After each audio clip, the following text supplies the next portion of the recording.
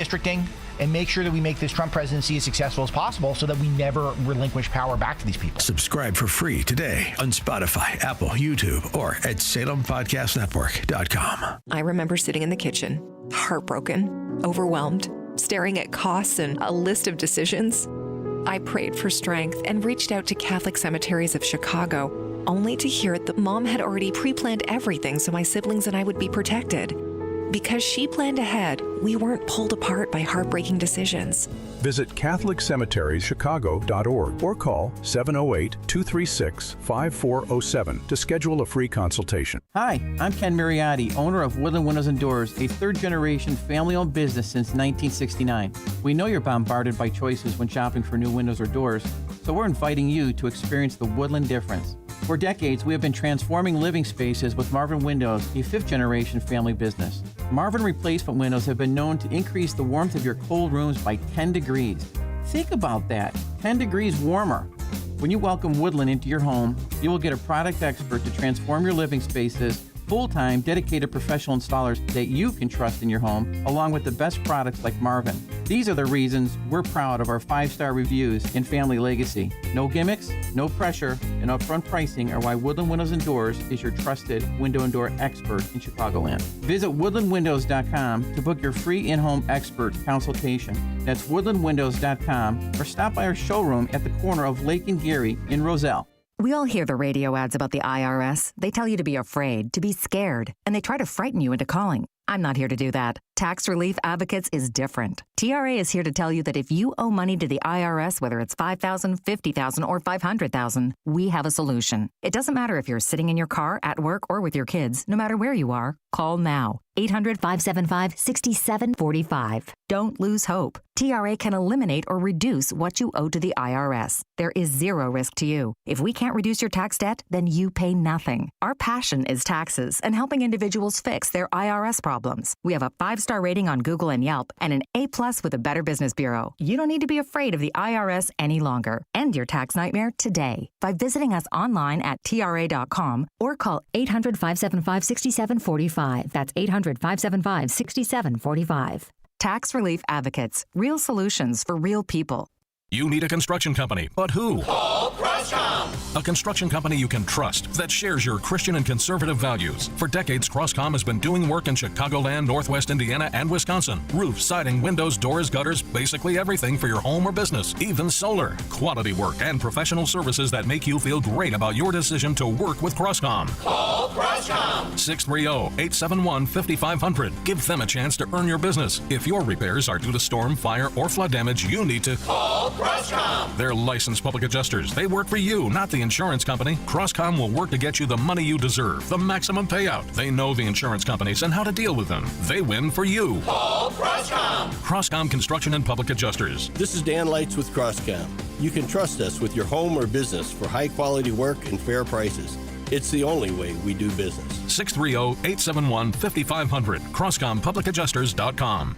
Picture warm Gulf breezes, turquoise waters, white sand beaches. Now, add evenings of conversation with Salem Media's Mike Gallagher, Scott Jennings, Larry O'Connor, and Jennifer Horn. This November, sail from Fort Lauderdale to the Bahamas, Jamaica, the Cayman Islands, and Mexico on a 7-day journey built for those who love this country. Book your cabin today when you text the word cruise to 94878. Celebrate America's 250th anniversary the right way on the Gulf of America Cruise. Book your cabin now. Text the word cruise to 94878. You need a construction company, but who? Call CrossCom. A construction company you can trust that shares your Christian and conservative values. For decades, CrossCom has been doing work in Chicagoland, Northwest Indiana, and Wisconsin. Roofs, siding, windows, doors, gutters, basically everything for your home or business, even solar. Quality work and professional services that make you feel great about your decision to work with CrossCom. Call CrossCom. 630-871-5500. Give them a chance to earn your business. If your repairs are due to storm, fire, or flood damage, you need to call CrossCom. They're licensed public adjusters. They work for you, not the insurance company. CrossCom will work to get you the money you deserve, the maximum payout. They know the insurance companies and how to deal with them. They win for you. Call CrossCom. CrossCom Construction and Public Adjusters. This is Dan Lights with CrossCom.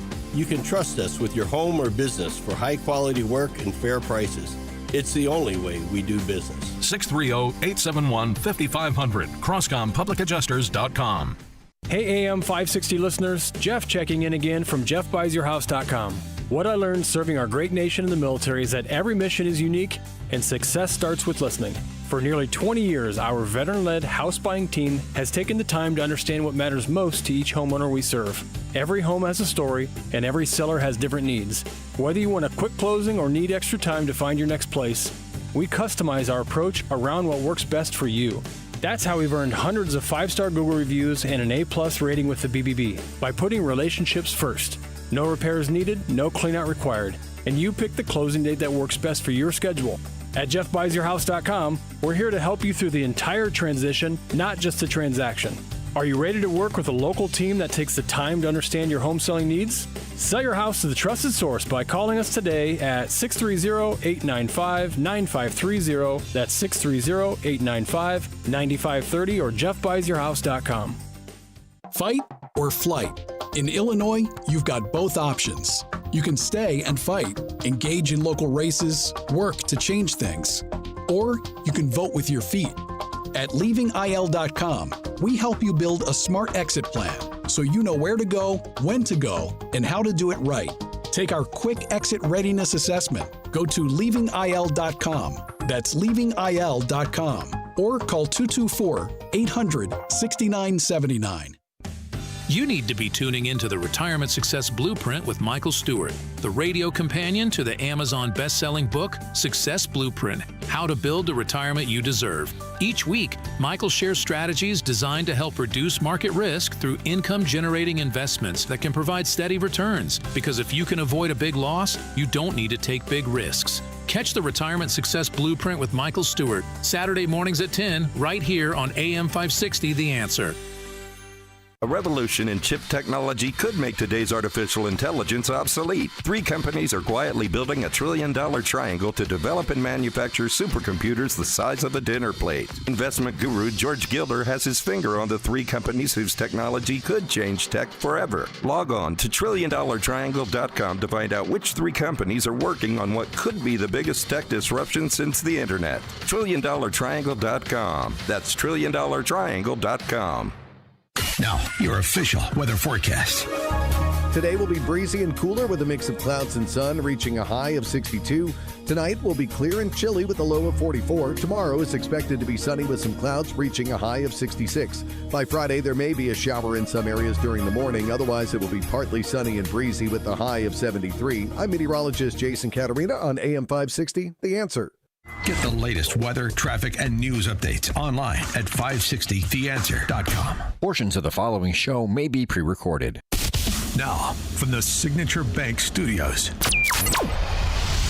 this is Chicago's Morning Answer with Dan Proft on AM 560. The Answer.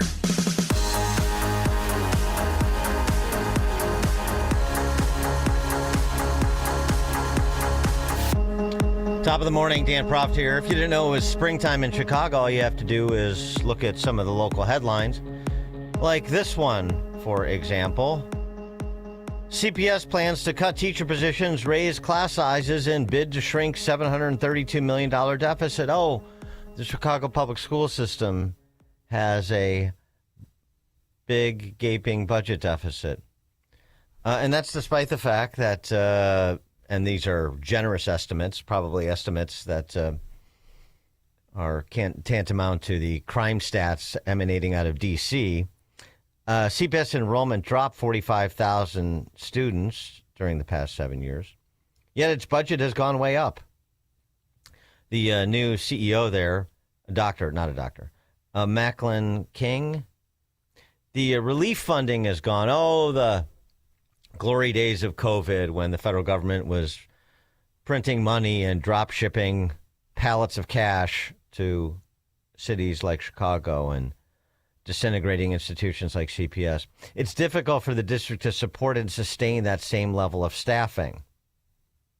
Yeah, why would you want to support and sustain the same level of staffing if you have so many fewer students? Just asking. 312-642-5600 is the alphawealthgroup.com answer line and text line. Civic Fed President Joe Ferguson, there's no rabbits to pull out of the habits this time. No big pools of money this time. Yeah. If you went back a decade, 2 decades, the same lines being recited by basically the same type of person in charge of an institution that is impervious to change, regardless of changing market conditions. And I'm, by the way, talking about the Civic Federation as much as I'm talking about CPS.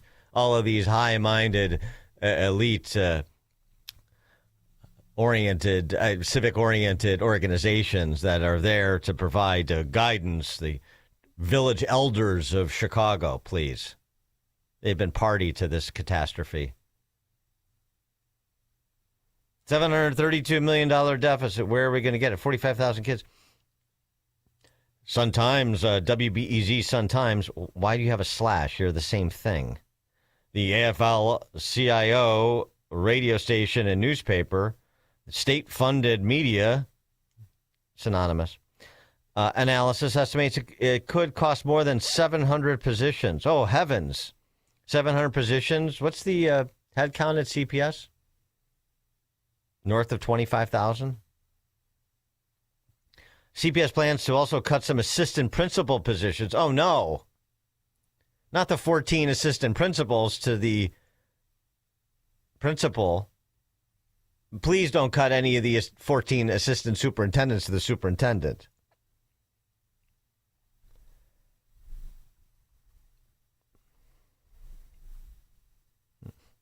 Meanwhile, this additional layer, speaking of high-minded civic institutions, honestly, a $10 million investment is being made to reduce chronic absenteeism in CPS schools.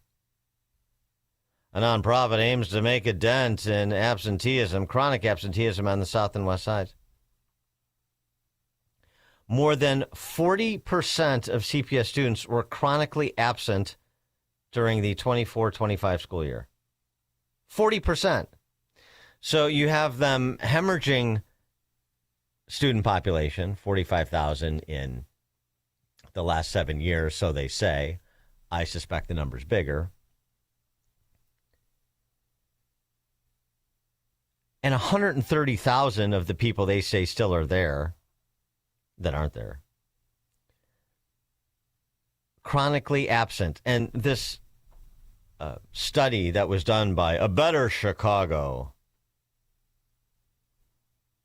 is the basis for A Better Chicago to kick in $10 million to address chronic absenteeism. And what does that look like?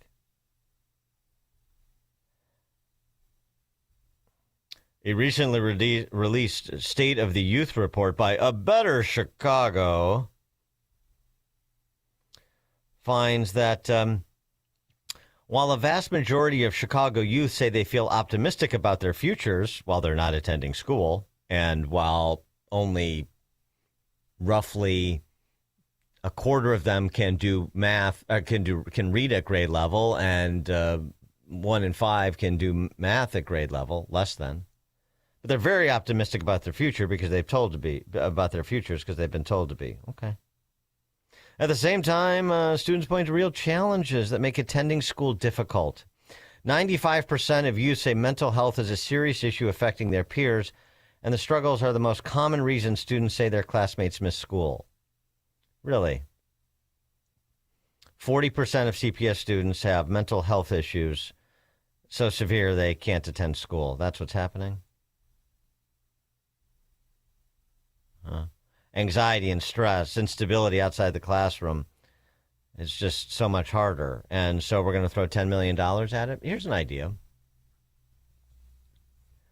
from these deep thinkers and self-styled philanthropists. And boy, this is A Better Chicago.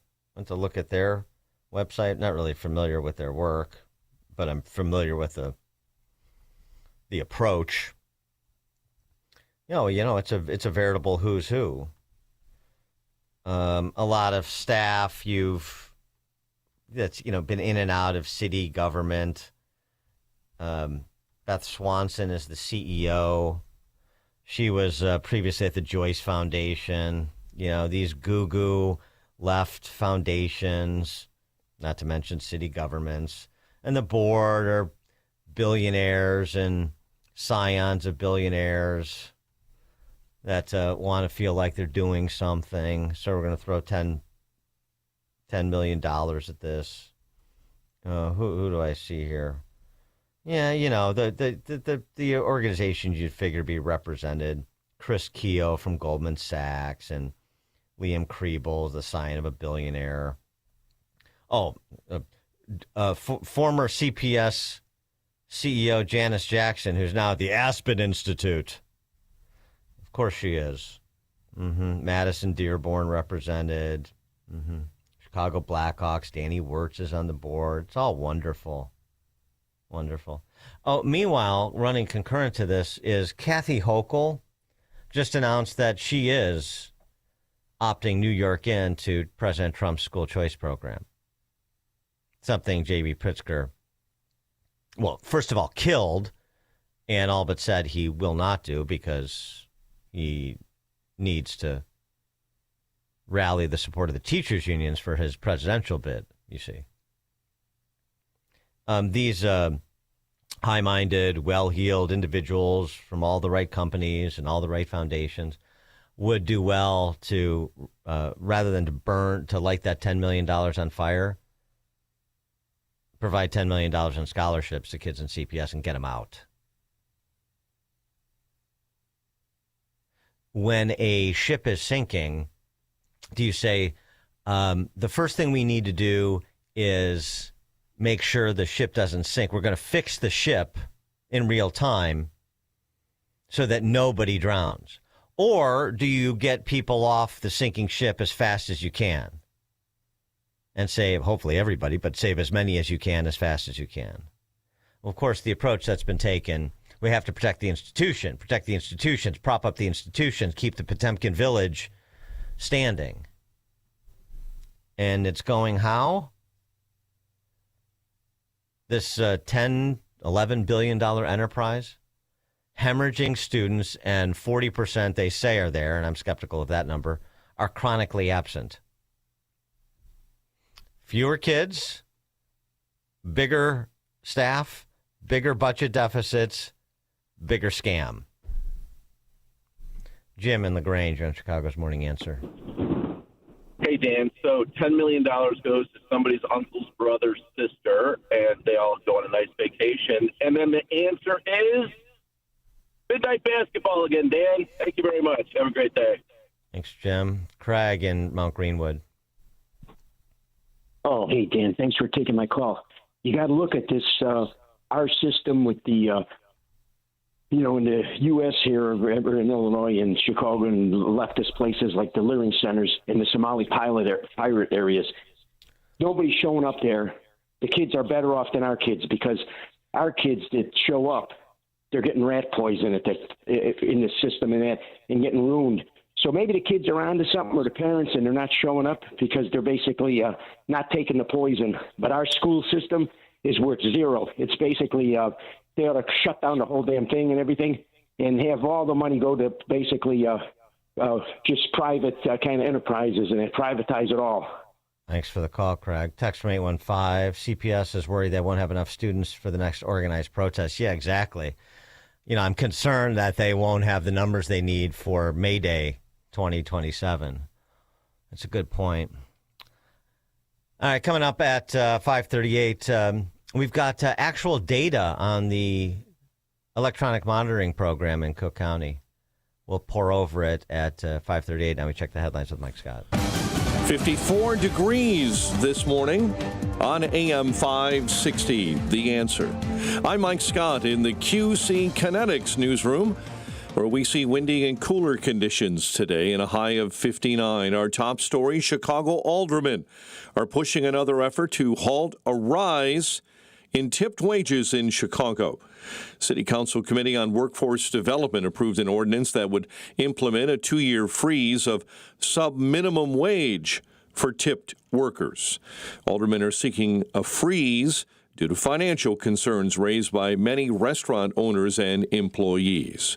President Trump optimistic about his official state visit to China. The president is bound for Beijing for those face-to-face talks with President Xi Jinping. Trump says he does not need China's help to get a deal done with Iran, but he sent mixed messages. The touchy subject of Taiwan is also on the table, with the ongoing threat of a possible Chinese invasion hanging over the world's largest chip maker. The president says the two leaders will also discuss tariffs, AI, rare earth minerals, and China's purchasing of soybeans produced by American farmers. So Trump is also bringing with him 16 tech and business CEOs. That does include Elon Musk and Apple's Tim Cook. Secretary of State Marco Rubio is also joining the president on this trip to China, in spite of previously being sanctioned by the country when he was in the Senate.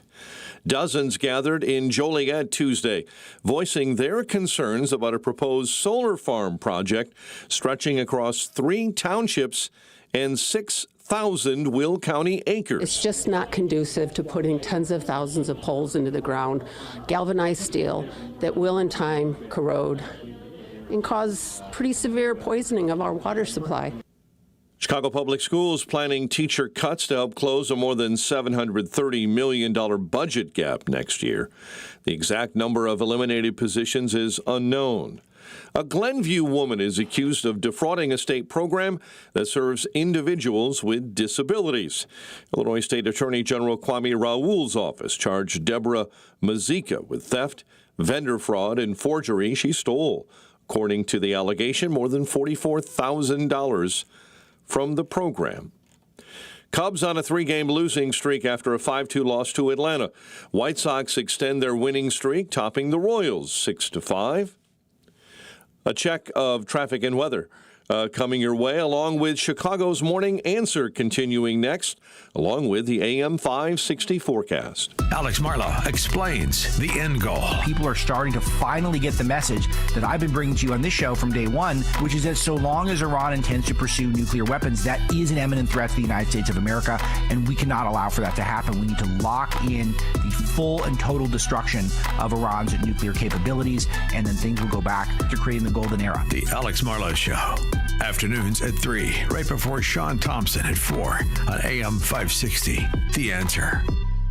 Making the switch to a new communications and IT company may seem like a big ordeal, but if you're not getting the reliable support, consistent internet, and secure solutions your company needs, meet Access One, your local Chicagoland IT experts. Access One has been powering Chicago businesses with secure, reliable IT solutions for over 30 years from our headquarters right here in the West Loop. Whether it's VoIP phones, dedicated internet, managed cybersecurity, cloud backups, or 24/7 support, Access One is here for you. Serving thousands of companies from Naperville to the North Shore, Access One is Chicago-owned and Chicago-run, a trusted IT partner for law firms, clinics, tech startups to manufacturers. We'll make the switch easier than you think. Let's talk. Call 800-804-8333 or visit accessoneInc.com. Rated top 5% in customer satisfaction and a Better Business Bureau A+ rated business. That's accessoneInc.com. Tech made personal locally.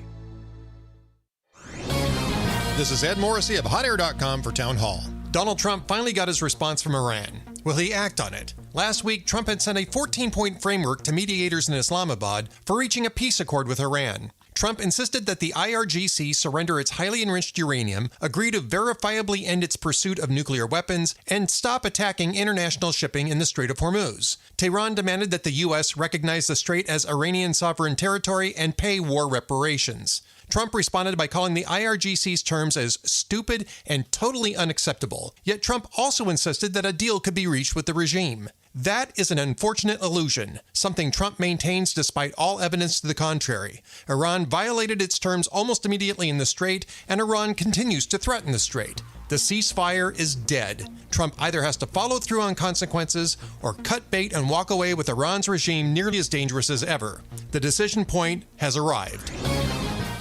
For months, you've been hearing ads about Vyrago immune support. I have to tell you, this stuff is for real. I had an occasion to not be feeling well on a remote broadcast. I took it, and it is the real deal. And the stronger your immune system, the stronger your body defends against diseases, viruses, and everything else. That's why Dr. Huber created Vyrago, a liquid immune booster supplement. You take it daily. It's a blend of 23 nutraceuticals working in synergy to maximize effects and boost your immune system. It's the nutraceutical cocktail for an immune system, antiviral, anti-inflammatory, antioxidant. Vyrago even protects your heart, your kidneys, your liver, all in a unique liquid supplement for better absorption. Do yourself and your spouse a favor. Order a bottle of Vyrago today online at myvyrago.com. That's myvyrago.com. Use coupon code IMMUNE to save 30%. Maha and Vyrago, making America healthy again. Nothing makes a gathering great like Eggland's best eggs. They're just so delicious with better nutrition, too. For us, it's eggs any style, as long as they're the best. Eggland's best. Now, your official weather forecast. Today will be breezy and cooler with a mix of clouds and sun, reaching a high of 62. Tonight will be clear and chilly with a low of 44. Tomorrow is expected to be mostly sunny with some clouds, reaching a high of 66. Moving on to Friday, there is a chance of a morning shower in some areas. Otherwise, it will be partly sunny and breezy with a high of 73. I'm meteorologist Jason Caterina on AM 560, The Answer. Get the latest weather, traffic, and news updates online at 560theanswer.com. This hourly segment is brought to you by The Real Story with Jeannie Ives and Amy Jacobson. Heard weekday mornings at 11 on AM 560, The Answer. Now, from the Signature Bank Studios. Only the biggest stories, only the biggest guests, and only the biggest opinions. This is AM 560, The Answer.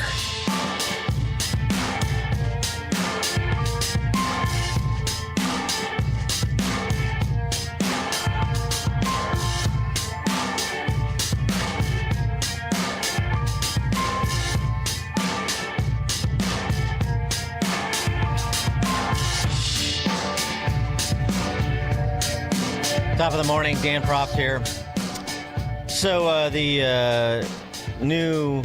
relatively new, last year, Chief Judge, Cook County Circuit Court, Charles Beach, provided some information on the state of electronic monitoring, feeling pressure to do so after the murder of Chicago police officer John Bartholomew and the critical injuring of his partner, to be sure.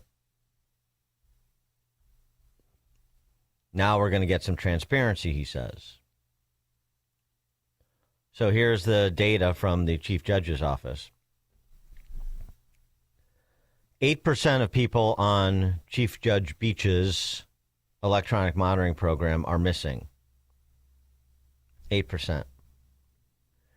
8% of 3,048 individuals currently on electronic monitoring are missing. That's 244 people with pending criminal cases, most likely felony charges, who are unaccounted for.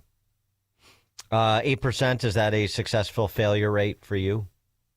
Fine.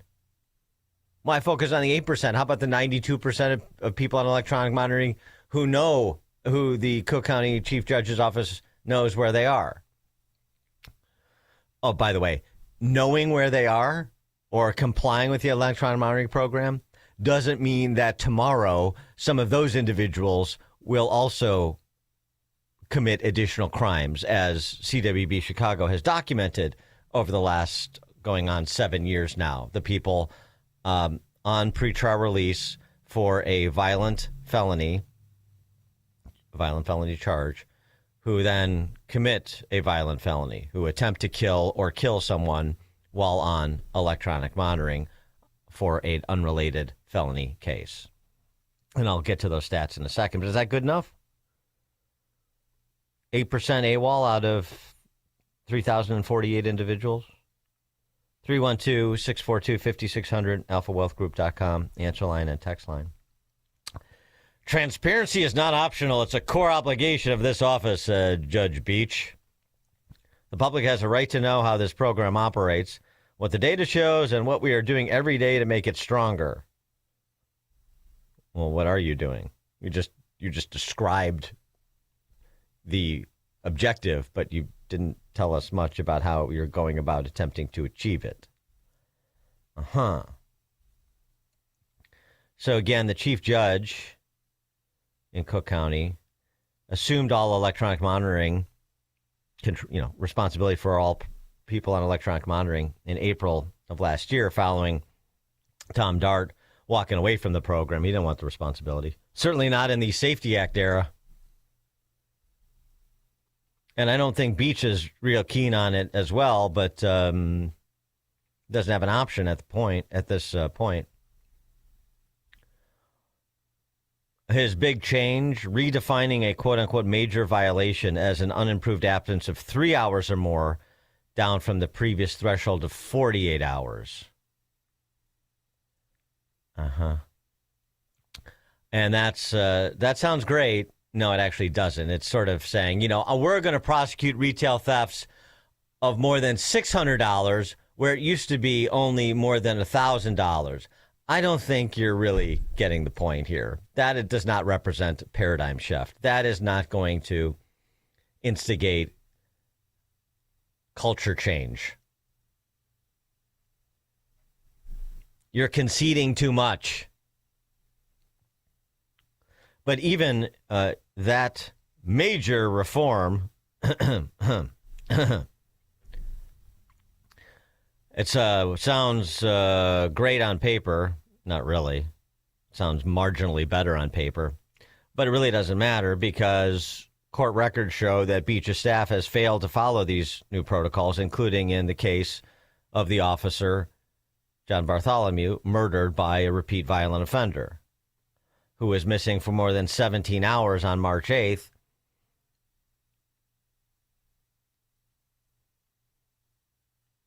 And less than an hour after he returned home, his ankle monitor died because he didn't charge it, according to court filings. It remained dead, and the system stopped tracking him, according to a report filed by the court's pretrial office. Under the new rules, what should have happened, it should have been brought to the attention of the judge handling his case, John Like, within 24 hours. But court files and a hearing transcript show the matter was not brought before Judge Like until after 1 p.m., 3 days later. And then, of course, what did John Like do? Nothing. So there's the rules as laid out on paper, and then there's the competence or inclinations of staff to execute them, isn't there? And it seems like we've got a problem on both of those fronts. 312-642-5600, alphawealthgroup.com. Call and text line. Roger, Southside. Hey, Dan. I think I've contended for years. You've agreed it. Our problem is a county problem. It's a Cook County problem here. And it fortunately starts at the top with this Tony, with the what they've done in Springfield with, decriminalizing the entire criminal code. But yeah, back to what you're specifically talking there. It's like it's a fake ride for criminals over there between the sheriffs and the courts. The courts, I know, does not have enough officers to be covering the amount of people that Evans and now Beach and a plethora of these fake judges that are in there that are putting people on electronic monitoring. They do not have the officers for it. That's why Dart was covering it for the longest time. It is no longer anymore. Because I'm sure he wants to run from the fire. Yeah, but, it's got to stop. Well, it doesn't have to stop. Actually, people always say that it has to stop. No, it doesn't, and it won't. It's not stopping. It doesn't have to stop. It can absolutely keep going. Last one in Cook County, please shut the light off because we're not paying the bill anyway. Have a good day, Dan. Thanks, Roger. So the Not Terrible series that CWB Chicago has been running for the last almost 7 years. This is a riff off of a statement that previous Chief Judge Tim Evans made about his implementation effectively of no cash bail before the Safety Act was state law. And, nothing terrible has happened, really. So see, that was the impetus for CWB Chicago to track these sorts of cases where people, including and most usually repeat violent offenders, are given a walk, pretrial release on a violent felony charge and then they commit another violent felony. Since 2020, this was at the time of Beach's election over Evans last year. Since 2020, those reports have documented more than 400 victims of shootings, murder, and attempted murder carried out by people on felony bail, meaning pretrial release, including more than 100 homicides. 400 victims of shootings, murder, and attempted murder, including more than 100 homicides. That was as of the fall of last year. Preventable deaths, preventable serious injuries, preventable crime. We talk about all the time. And it, to my point about it's got to stop. No, it doesn't. Nope. Not going to stop.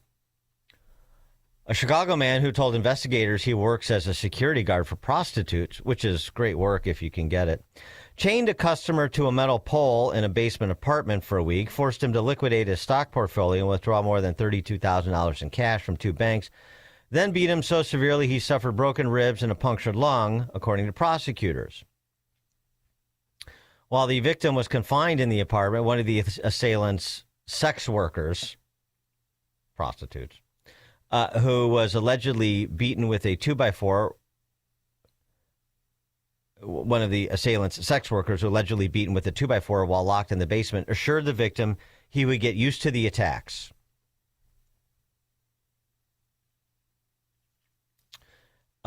This individual carried out those attacks and a third beating with a 2x4 while on felony pretrial release, making him the 6th person accused of killing or trying to kill someone in Chicago this year while awaiting trial for a felony. And you won't be surprised to learn that even those 2 cases do not represent the exhaustive body of criminal activity of this security guard for prostitutes. One other thought, rather than talking about this from a resource perspective, of course, is the conversation we had a bit yesterday in the context of that case out in New York, where a repeat violent offender was turned out time and time again. And the last time, an hour after he pushed a 76-year-old man down the subway steps, killing him. Now he's in custody. But the 76-year-old man, retired teacher, works with special needs kids, had to die to effect his detention.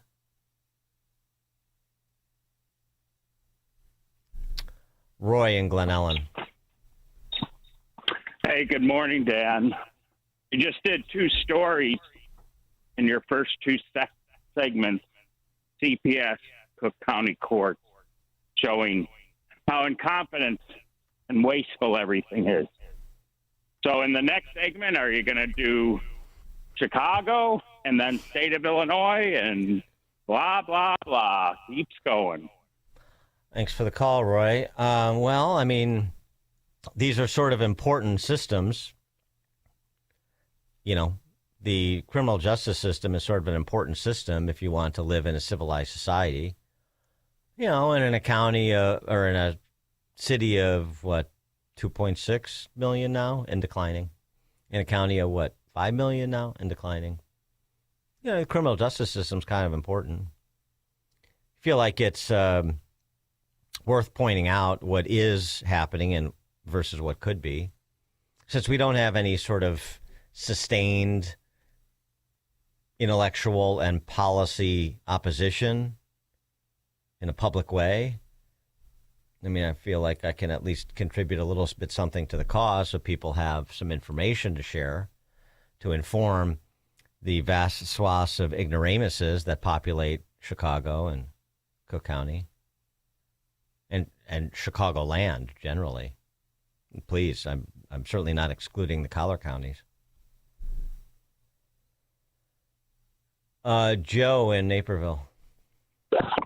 You know, if criminals could sue the police department for not crossing T's and dotting I's, these two police officers, you know, they should be able to sue the city and the county for billions of dollars for not following their own policies in the cause of their death and injury. What do you think about that? Thanks for the call, Joe. I mean, yeah, the failure to follow your own stated protocols could provide an avenue for a civil suit. The sovereign immunity piece. You could. It's interesting. Maybe you could work around the sovereign immunity because it wasn't a decision. It was a failure to implement a stated policy. That was the proximate cause of Officer Bartholomew's death and Officer Crespo's injuries. Worth a try. Text from 312. The verbiage in the CWB report seems like he's actually proud of those dismal stats. It does come across that way. You're right. Look, our AWOL rate is only 8%. In other words, our failure rate's only 8%. But hey, we're not stopping there. I know that's great, but we're not stopping there. We're going to keep working to improve it every day. That's not great. And of course, the other thing that Judge Beach might want to say is, I am going to provide leadership as the Chief Judge of Cook County to encourage our judges to be more aggressive when it comes to pretrial detention for people that reasonably pose public safety threats. I don't care if the authors of the Safety Act like it or not. He could say something like that. He could put a marker down. And he could provide some leadership to the other judges in Cook County. But he has declined to do that. Oh, and by the way, so has Eileen, O'Malley, O'Halloran, Madigan, Cullerton, Daly, O'Neill, Burke. She's done the same. In fact, she posted on X a few days ago that she supports the Safety Act. But this has got Glenn in Orlando. Yeah, hi, Dan. I was wondering, are they going to have special seating for the people on ankle monitoring at the Obama Center library dedication? That's a good question. I'm not sure about that. I don't know what the arrangements are. You would think they would be part of the dignitary set. Yeah. George in Naperville. Yes, Dan, they should expand the use of electronic monitoring and use it in the CPS schools to get on that absentee problem. That's the root cause. Thanks for the call, George.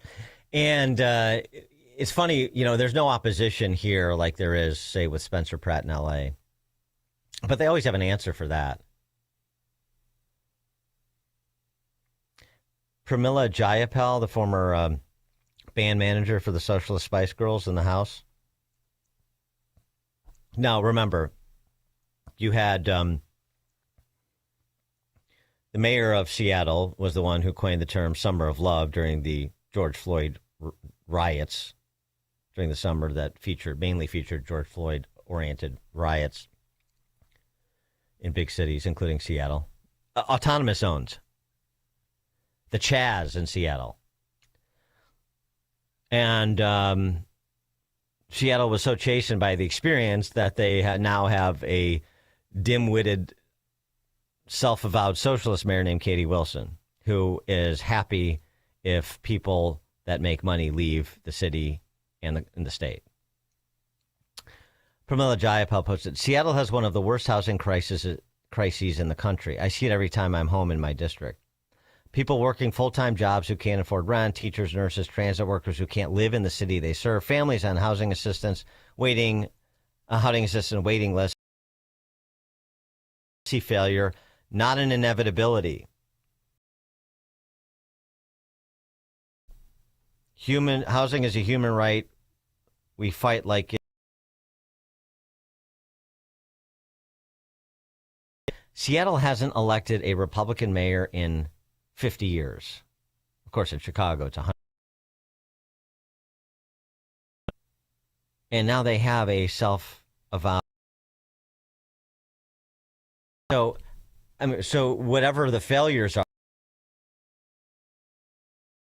of you and your fellow travelers, but they assume no responsibility. They do the innocent bystander.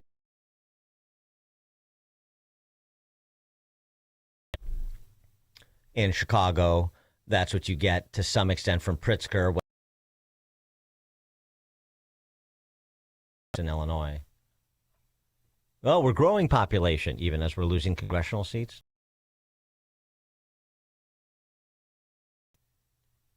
Dan Proft, Chicago's Morning Answer. There's only one radio show in Chicago talking about today's biggest stories and telling you what they really mean. That show is this one, Chicago. The Answer. Sign up for the AM 560 Answer Advantage to get early alerts on event ticket sales, special discounts, and contest opportunities. .com/advantage. The risk of being in the stock market right near retirement. It's easy to drive around with no seatbelt on if you never think you're going to have an. It's never going to go down. I don't need protection for my portfolio. Those gains, but we're also a bigger fan of not taking huge losses. Unleash your wealth. Saturday 60, The Answer. Gain insight into children with Focus on the Family with Jim Daly each weekday at 11:30 a.m. on our sister station.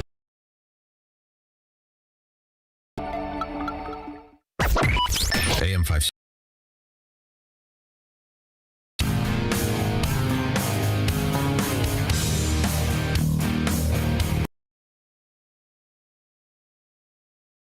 All right, coming up at 6:06, it is commencement season. Level of David Foster Wallace, but country it was pretty good at 6:06. It's now 6 o'clock at AM 560. I'm Dave Anthony, Fox News. Where President Trump continues with no end in sight. The president told reporters before leaving he does not need. We'll win it peacefully or otherwise. The president says that trade is top of mind during this historic summit.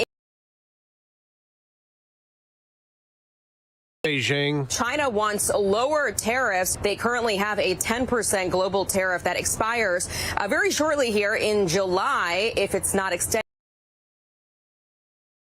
American farmers who are getting hit by higher diesel fuel prices, they want the president to convince China to. Now an update on the hantavirus. A French passenger taken off the cruise ship that had the outbreak that left 3. As for the 18 Americans in quarantine, only one tested positive for hantavirus. Stephen Kornfeld tells CNN he feels fine now, but last month. A number of us on board came down with felt like a flu-like illness or the ship's flu. I had 3 days of night sweats, a lot of chills, some mild respiratory, and a lot of fatigue. He's in a biocontainment unit in Nebraska. So is another passenger in a facility in Atlanta after showing mild symptoms. Also in Nebraska, you don't hear this often, a Democrat who won a primary isn't wanting to win in November. Cindy Burr, Nebraska, with about 89% of the vote to William Forbes' 11%. He's an anti-abortion from the candidate state Democrats really want. Independent to go and is seen as having the best chance to beat in news. 54 degrees.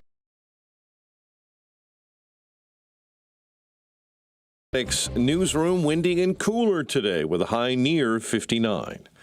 Our top story, a man killed Tuesday night in the West Lawn when he was struck by an orange Honda heading. The 3-year-old was rushed to nearby Christ Hospital, where he later died. Chicago Alderman in Chicago. It comes through the City Council Committee on Workforce Development, approving an ordinance that would tip workers. Aldermen are seeking that freeze after concerns raised by many restaurants. recovery in South Side. The accident happened yesterday near 87th and State when a CPD vehicle. Public Health is investigating a potential hantavirus case in an Illinois resident. The resident lives in Winnebago County, but this is not linked to the cruise ship. We're just not seeing that high transmissibility between humans on this cruise ship that would make us think a pandemic or an epidemic is going to happen from this outbreak. Excluding this latest possible case, Illinois has had 7 positive cases of hantavirus last year in March of 2025. Cubs lost to Atlanta 5-2. Sox extend their win streak, topping the Royals 6-5. The news, the service of American Beam and Steel, structural repair license contract. American Beam and Steel online to schedule your consultation directly with the owner, Mark. American Beam and Steel. A check of traffic and weather. For over a decade, AM 560 has marked the start of summer with a night of cigar smoking. We're proud to welcome the editor-in-chief of Breitbart News to Cigar. Join AM 560's Dan. Night you won't forget. Tickets are on sale now at 560theanswer.com/cigar. That's 560theanswer.com/.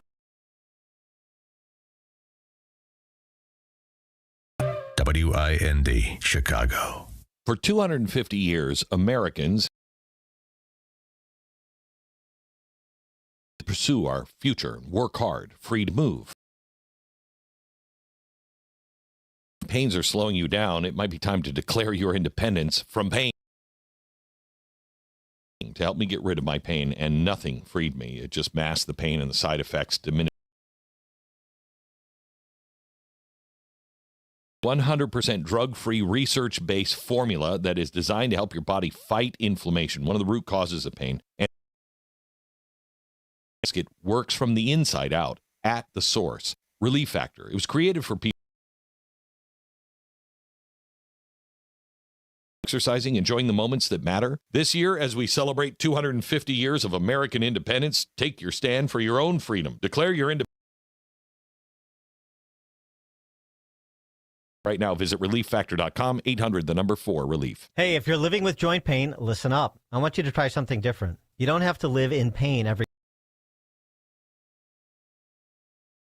when you do. They offer all-natural regenerative treatments for joint pain. I've seen the results and personally recommend Dr. Caravelli and her team. Stop saying to yourself, this is just how I am now. That's not okay. Get back to the normal.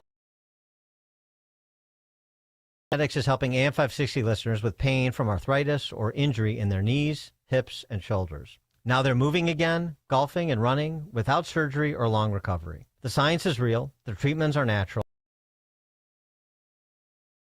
Show you how without surgery. Don't watch summer pass you by again, stuck on your couch, afraid to move. Take action today. Schedule an appointment right now. Consultations are free.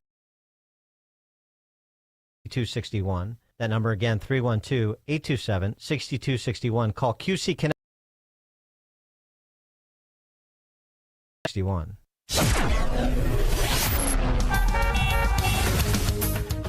Team Hochberg Traffic Center time. We'll start on the off-ramp to 75th with an accident this morning. It's a major delay and causing some big problems. Police are on the scene. Only other trouble spot right now, DuSable Lakeshore Drive northbound. On the brakes, Bryn Mawr up to Hollywood. Traffic, a service of the on your smartphone or mobile device. Download the mobile app at 560theanswer.com/mobile. Chicago's Morning Answer continues next. Air Right Heating and Cooling Weather Center. Today will be breezy and cooler with a mix of clouds and sun, reaching a high of 62. Tonight will be clear and chilly with a low of 44. Reaching a high of 66. Moving on to Friday, there is a chance sunny and breezy with the high of 73. I'm meteorologist Jason Caterina on AM 560. Weather, traffic, and news updates online at 560theanswer.com. Now, from the Signature Bank Studios, this is Chicago's Morning Answer with Dan Proft on AM 560. The Answer.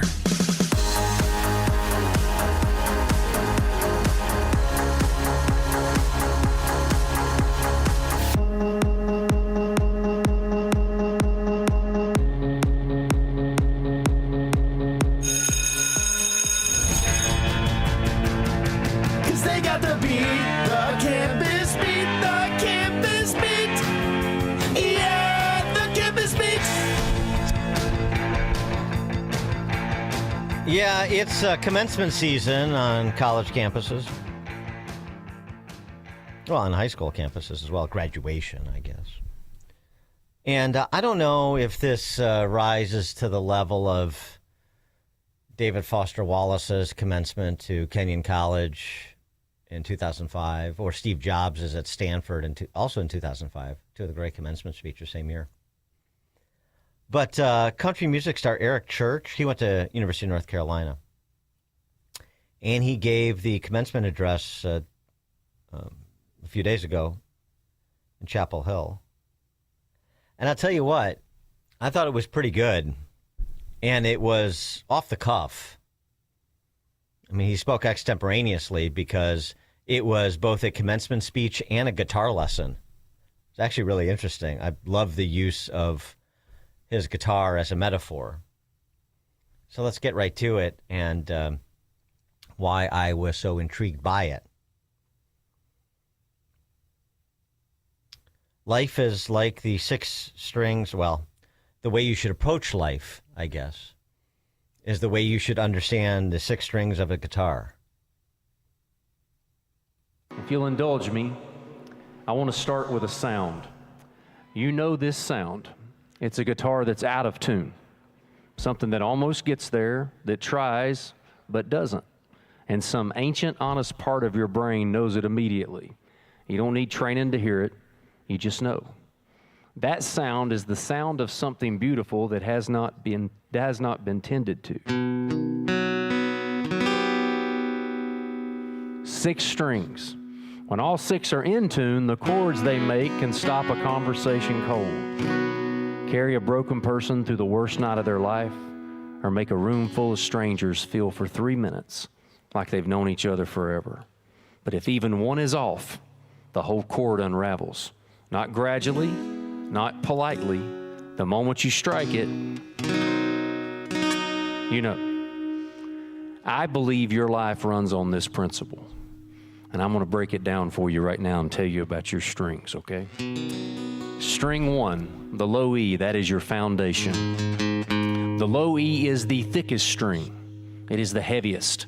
Every chord a guitar can make rests on this string being in tune. Your faith is the low E of your life. The thing that sits at the very bottom of you. Your belief about what this life is for, what you owe, what holds the universe together when science reaches the edge of its own explanation and shrugs.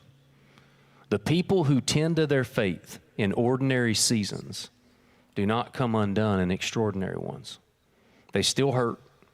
They still sit in hospital waiting rooms asking unanswerable questions at 3 a.m, but they have a foundation to return to. The world will try to untune this string through busyness, through slow accumulation of a full schedule, a full inbox, a full life. Listen to me.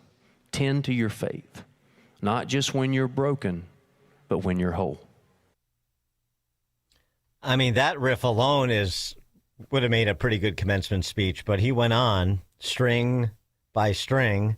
The low E, that's the foundation, that's your faith. String two.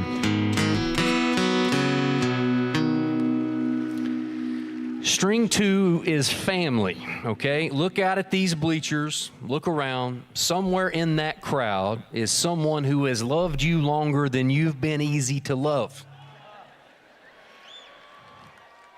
It's true. Someone who saw you at your actual worst, not your public-facing worst, and didn't leave you. Someone who worked a job they didn't love to put a book in your hands you sometimes didn't open. Someone who sat alone in a quiet house and cried the weekend you moved into dorms and wondered, have I done enough? That is family. And the A string is where the music starts to get warm. It gives a chord its body, its richness. It's the string that makes you feel like you're not alone in a room. I want to warn you about something. You're about to get busy in ways that feel important, and many are. Professionally ambitious, creatively alive, building the life you've been pointed toward for 4 years. And family, because they love you with a grace you will spend most of your life trying to deserve, will rarely demand your time. They'll tell you they understand, and they'll mean it. Do not take them up on it. Call your people. Not when there's news, not when there's nothing. Show up when it costs you something. Let them see you when things are hard. The A string is not a holiday string. It's an everyday string. Protect it.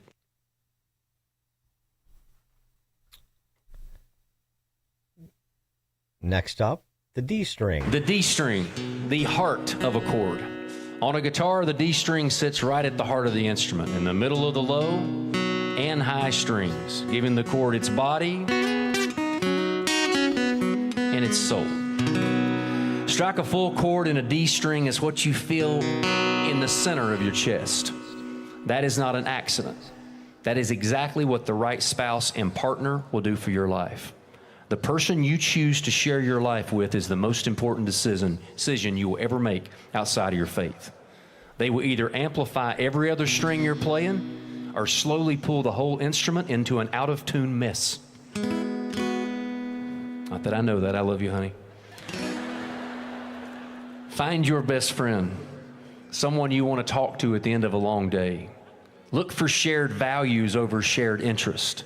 You don't need to love the same food or music. You need the same compass, though it would be a benefit if you both hated NC State. Just say it. That wasn't in the speech I added. I'm throwing it in there. The right partner is the string that makes the whole chord ring fuller and warmer and truer than anything you could ever play alone. Choose them wisely and then love them fiercely. Okay, so we got faith, family, we got the spouse covered. 3 down, 3 to go. The G string. That's what it's called. Sorry. I didn't name the damn thing. That's just what it is. The G string drifts faster than the others on a guitar. I can promise you that is true. I have dealt with it my whole life. It's because ambition and resilience both live on this string, and they pull in opposite directions. I want you to want things. You should want things. The world has more than enough people standing at the edge of their own potential, waiting for a permission slip that was never going to arrive. Want the thing. Say it out loud. Build toward it with everything you have. And when you fail, and you will fail. Hemingway wrote it plainly, right in the sternum. The world breaks everyone. Afterward, the best of us are stronger at the broken places. Get back up, tune the string, keep playing. The B string. The B string is about community. Your generation faces a temptation no generation before has ever faced. The temptation to perform for everyone and belong to no one. To be globally visible and locally invisible. To have thousands of followers and no one knows actually where you live. Resist this. Plant yourself somewhere. Put down roots with the full intention of growing there. Learn the actual names, not usernames, of the people around you. Volunteer. Coach the team. Build the thing your community needs, even if the internet will never see it. Generosity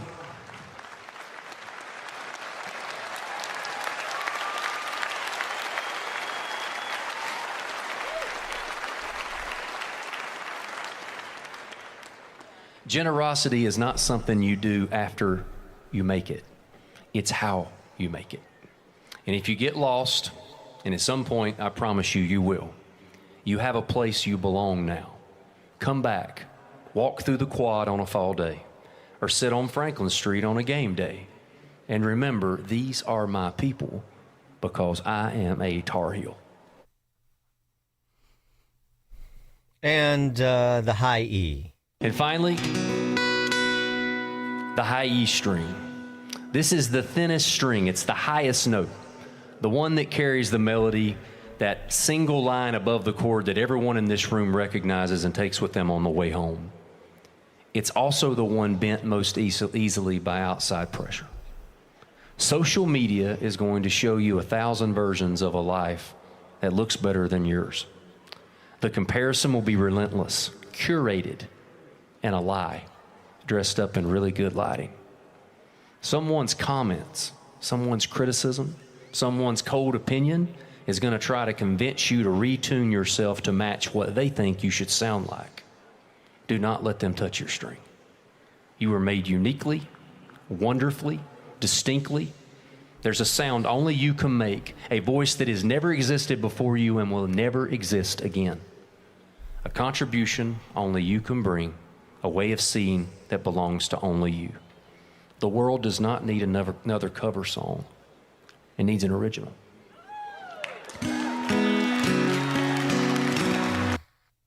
Very Lincoln-esque, right? Most men are born originals and die copies. Paraphrasing. Eric Church, pretty deep, a lot deeper than I gave him credit for. This was excellent. And, of course, to close it out, when all those strings, those 6 strings, are in tune.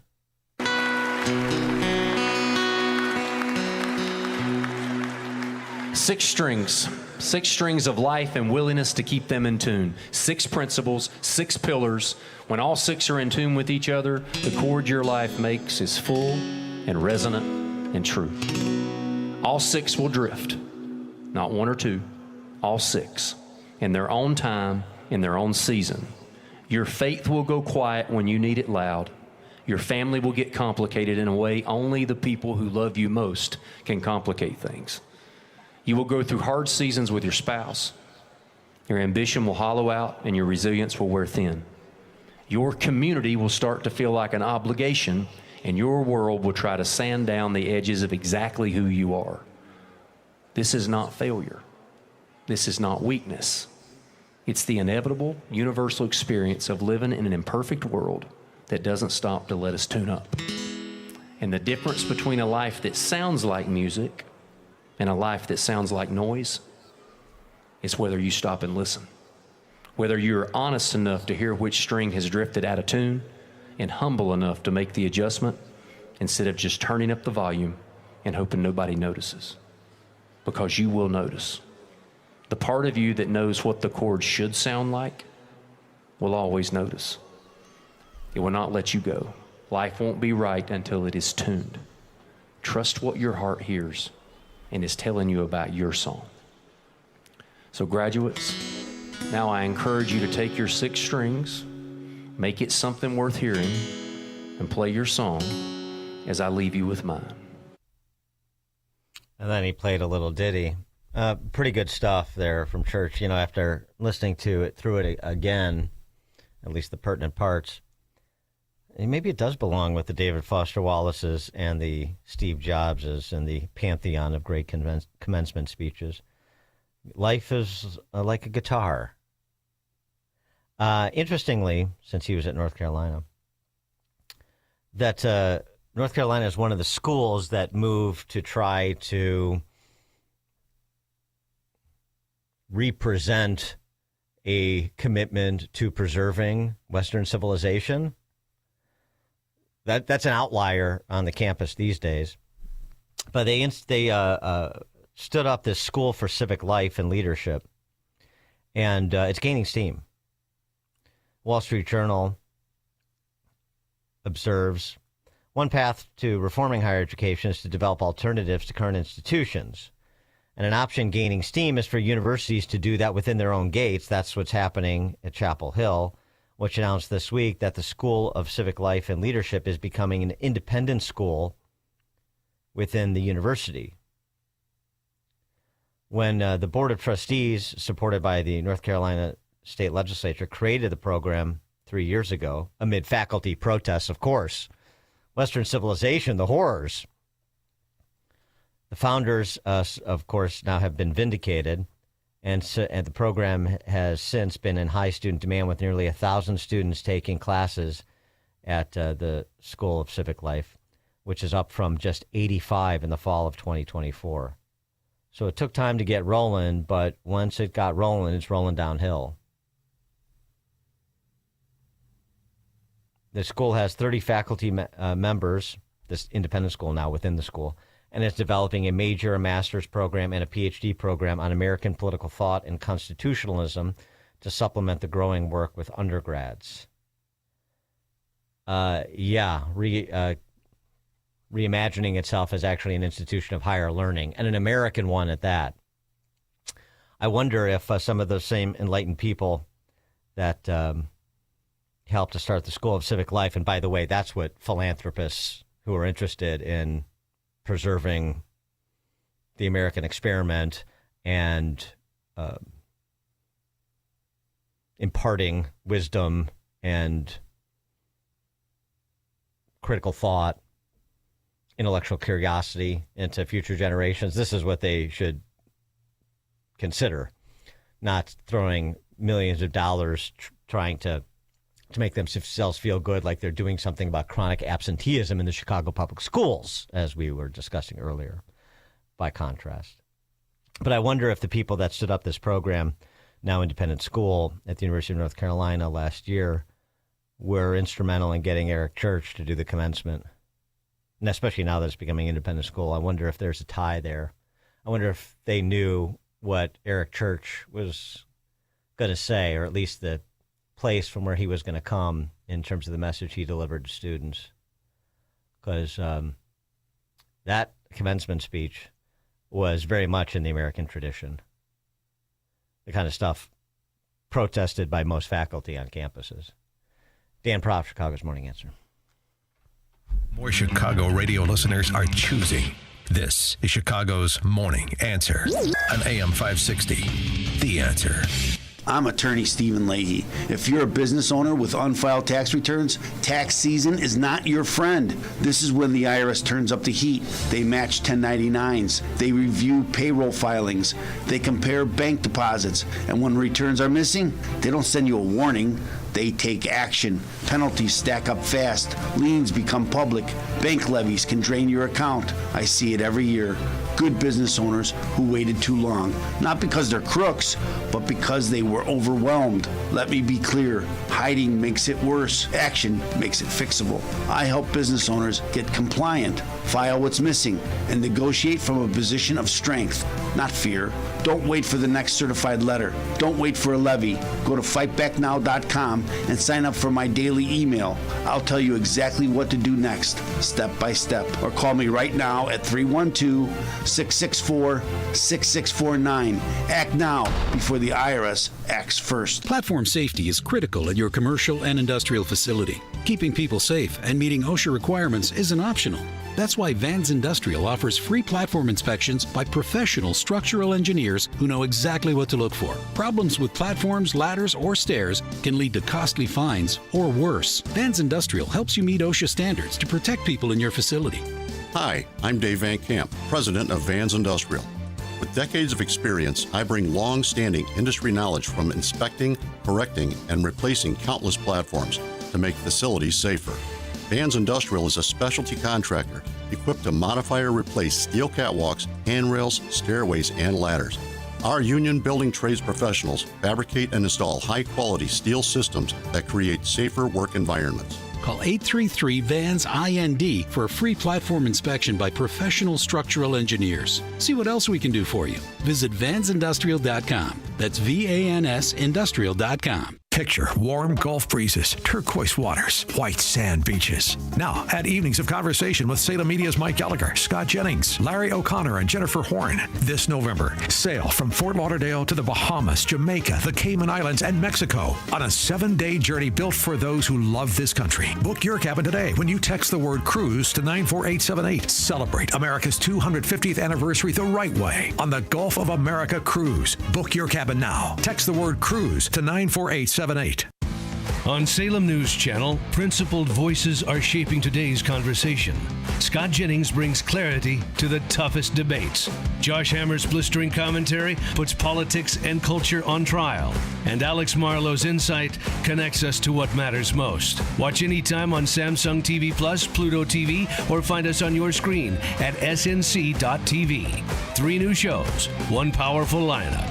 Salem News Channel, across America. AM 560, The Answer.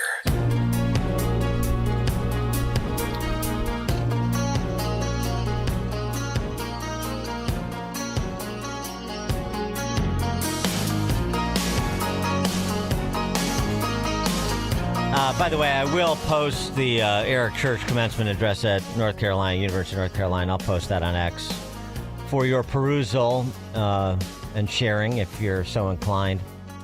Some sad news. I just got wind of this yesterday, actually, and somebody texted about it, so I wanted to mention it. Thanks for the text from 219, Rich. Rich from Indian Head Park, who was a regular caller on this show, he died May 10th at the age of 75. Rich served 6 years in the Army during Vietnam, and apparently he passed, according to this texter, who I think knows him, from a rare disease affecting the macular system. But anyway, Rich was always a wonderful guy to talk to, and so appreciate his listenership and his service to our country, more importantly, and his life. And so we're going to miss Rich from Indian Head Park, and I wanted to recognize him, and thanks to those who remembered and passed this along to us so that we were aware. All right, coming up at 6:36, we'll address President Trump's sit-down with Xi when Gordon Chang joins us. Now it's time to check the headlines with Mike Scott. 55 degrees, mostly sunny right now, but we're headed for clouds, windy and cooler conditions throughout the day with a high of 59. In our QC Kinetics newsroom, President Trump is set to land in Beijing for a highly anticipated summit with the Chinese leader. The president telling reporters trade will be the main focus of their discussions. Trump will also impact discussions on the war with Iran and rising inflation, carrying those issues to China. Waymo is recalling its massive fleet of driverless vehicles over a defect that may pose a significant safety risk. Recall ordered after a driverless vehicle failed to come to a complete stop while approaching a flooded high-speed roadway. 3,800 vehicles equipped with Waymo's 5th and 6th generation automated driving systems are being recalled. Waymo offers driverless rides in cities like San Francisco, Los Angeles, Phoenix, and Austin, and recently announced plans to expand to Chicago. Gary Baumgarten, Fox News. Chicago aldermen are pushing another effort to halt a rise in tipped wages in Chicago. City Council Committee on Workforce Development approved an ordinance that would implement a 2-year freeze of the sub-minimum wage for tipped workers. For the first time in 113 years, the University of Chicago baseball team has won a conference title. It's now headed for the Division III college baseball tournament. The Maroons head to Pennsylvania for the regional phase of that tournament. Professionally, the Cubs lost to Atlanta 5-2. White Sox extend their win streak after topping the Royals 6-5, thanks to a Derek Hill pinch hit home run. A lot of space in between opportunities, and you just got to stay ready. And Derek does a great job, making sure that he's prepared, the things that he does before the game and then during the game to put himself in a position to take advantage of opportunities. Chase Meidroth also went deep with a 3-run blast. Same 2 teams tonight. The news, a service of Fox Valley Coins. Bring your gold or silver in store today. Each item priced right in front of you. The coins never leave your sight. Receive cash or check right on the spot. FoxValleyCoins.com. Up next, a check of the roads in the Team Hochberg Traffic Center. Hugh Hewitt sees our education system lacking. American education has failed in a monumental way to instill basic decency, love of country, civic culture, the ability to disagree, basic American common sense. We're all in this together, and that's been shattered. The Hugh Hewitt Show. Afternoons at 2, right before Alex Marlowe at 3 on AM 560. The Answer. Hey, Chicagoland, it's Jeff from Jeff Buys Your House. If you recently inherited a property, you're likely navigating a lot right now. Loss, family decisions, and maybe some difficult conversations. And now there's a house to figure out. Here's what we've learned from helping hundreds of families since 2007. Every inherited home situation is different, and we're not here to judge. We're here to help. Our veteran-led team has seen it all. Houses that need major repairs, properties full of a lifetime of belongings, and families that just want a simple solution so they can move forward. Here's what you need to know. You don't need to repair anything or clear anything out. We'll give you a straightforward cash offer with no obligation, and you choose the closing timeline. Simple, respectful, straightforward.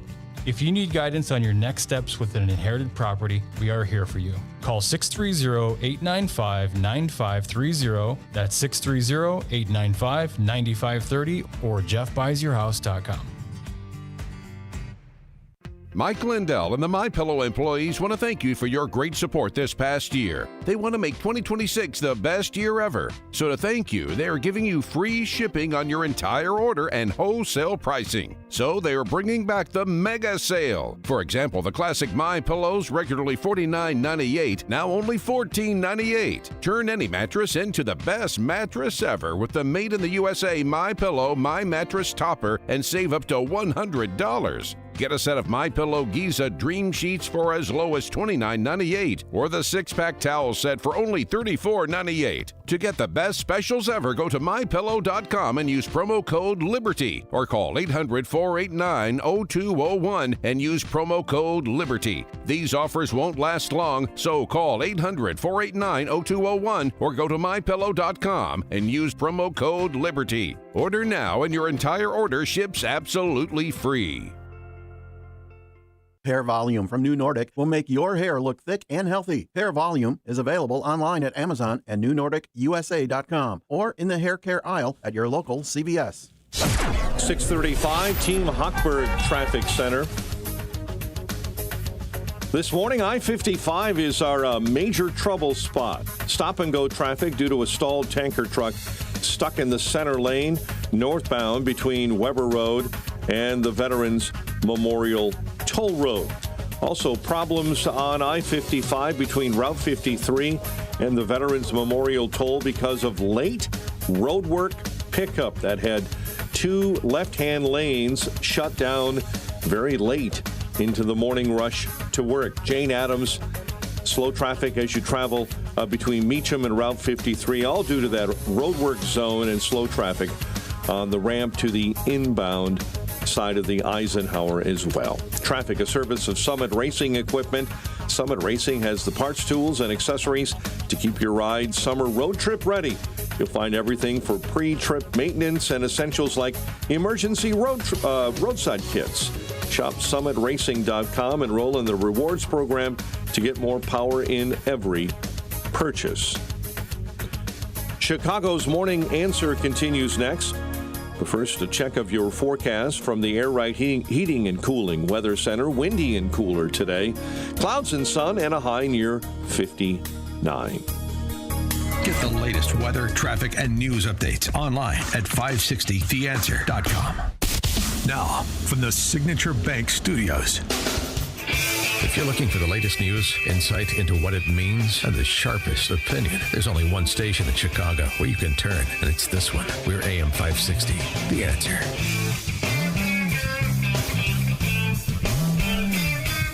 Top of the morning, Dan Proft here. So President Trump is en route to Beijing for his sit-down with President Xi.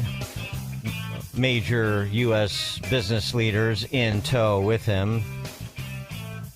Apple, NVIDIA, Elon Musk, an entity unto himself. This is what Trump had to say previewing it, his sit-down with Xi, and how he thought it would go. You know, he and I have gotten along well, other than with COVID. I was not... I was just not accepting of what happened with COVID. But other than that, he and I have had. He's a great gentleman. I find him to be an amazing man. And when I say that, the press always says, "Oh, that's terrible that he called it." You know, he runs 1.4 billion people with a pretty iron fist. He loves his country. I can tell you that, President Xi. I look forward to being there. And if he felt anything, we wouldn't be doing it. But a lot of good things can happen. Now, we'll be talking about, he'll bring up Taiwan, I think, more than I will. Well, I do not like the way that Trump talks about murderous dictators like Xi. He loves his country. He loves lording over his country. I wish he loved the people of his country a little bit more. He's a bad guy. Putin's a bad guy. But this is Trump's approach, and I understand it, and I learned to live with it, and the results are what's important. And he's produced, generally speaking. For more on Trump's visit and what we can expect and what tact he should take, please be joined by Gordon Chang. He's the author of Plan Red, China's Project to Destroy America, and the Great U.S.-China Tech War. And again, you can follow Gordon Chang on X at Gordon G. Chang, C-H-A-N-G. Gordon G. Chang is how you follow him on X. Gordon Chang, thanks for being with us again. Appreciate it. Well, thank you so much, Dan. So let's start with something domestic, if you don't mind. And that's this mayor out in California who is pleading guilty to being a Chinese agent. We've had a few of these incidents that were actually unrelated to Eric Swalwell, in addition to that one. And I just wonder if this is something I suppose it's just part of the spy game, the gamesmanship, the espionage between adversaries who have to be collaborators of mutual convenience. So I wonder if something like this, the spy balloon, these instances of Chinese agents embedded in public office, embedded in universities, I wonder if that's something that Trump is likely to raise or should raise, in your opinion.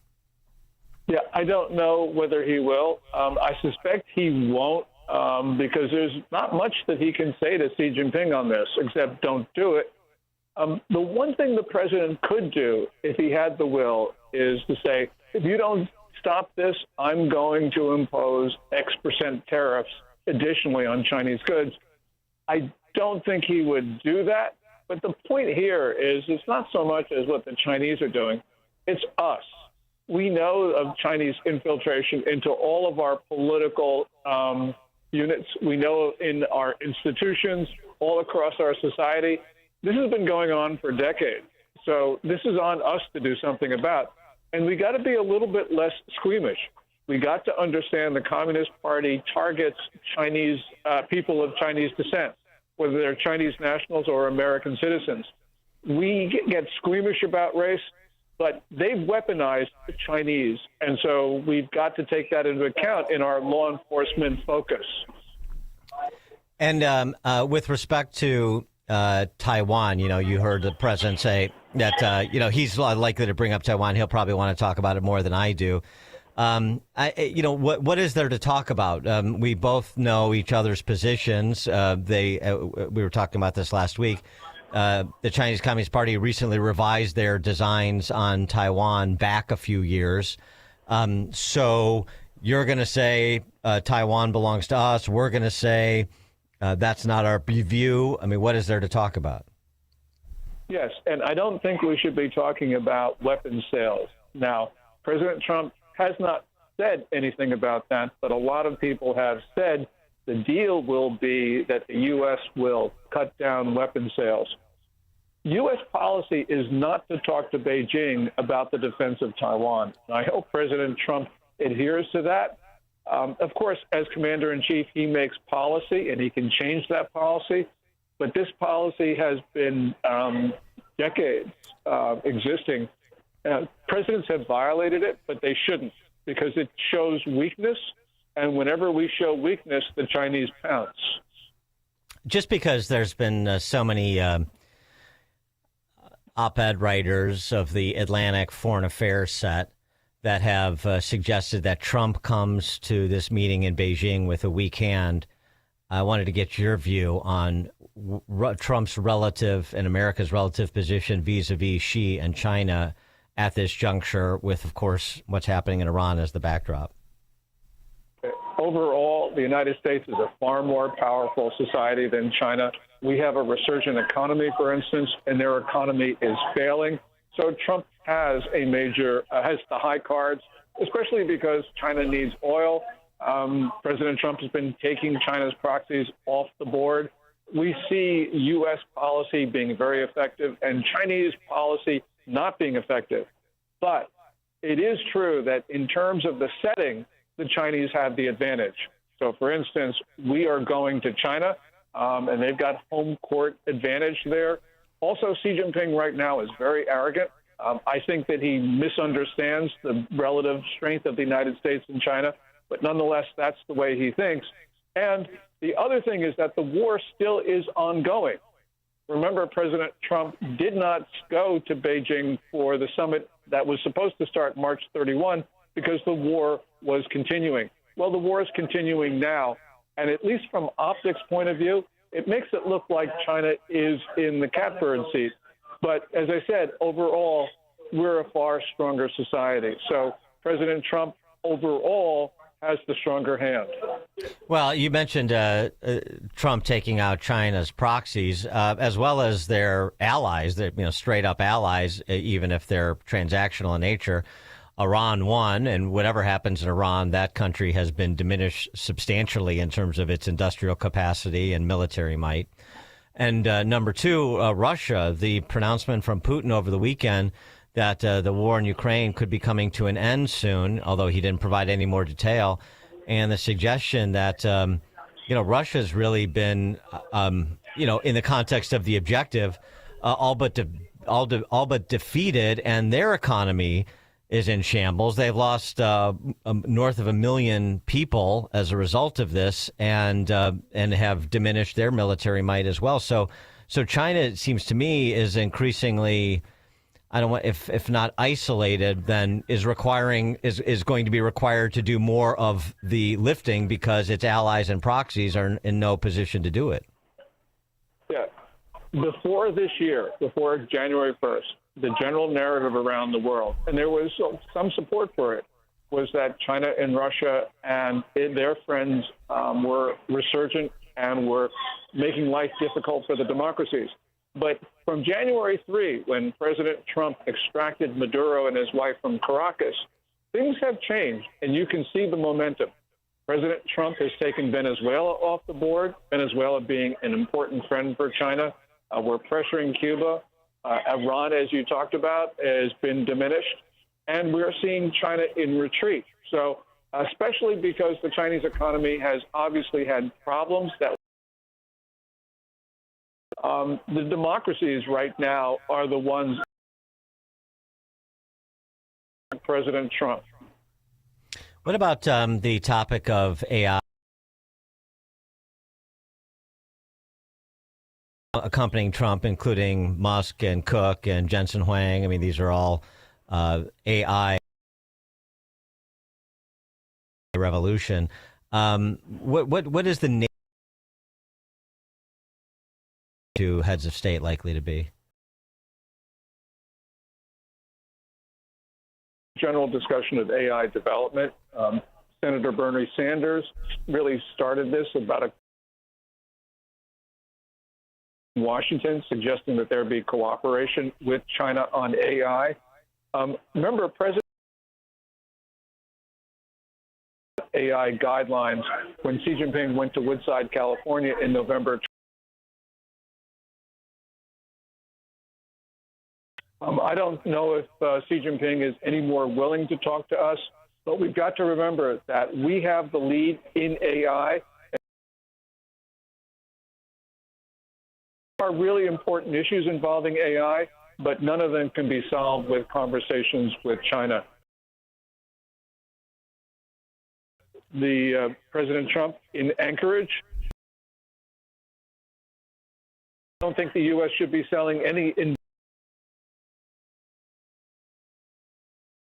And I just think that we should be.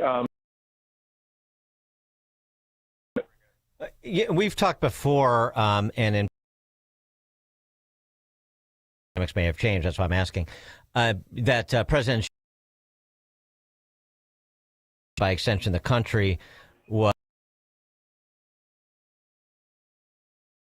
conversation that she is feeling particularly arrogant these days as the head of state in China.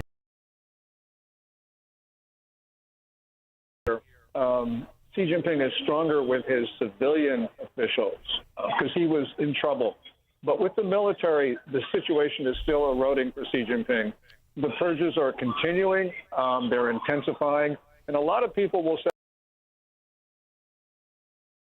one officer or another, that he has absolute control.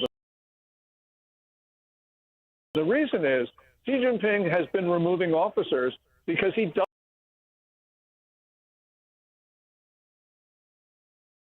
And we see now that he has, for a decade, been removing people that he himself put in place.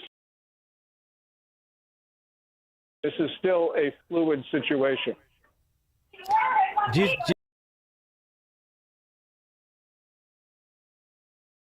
And request that he be released?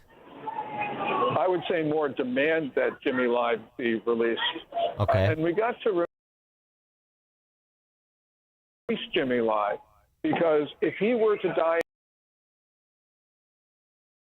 already, so the Chinese have an interest in.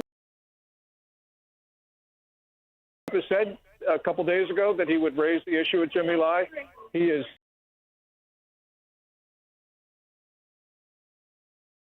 I'm sure that that will be a topic of conversation in the next couple of days. So what does she want to get?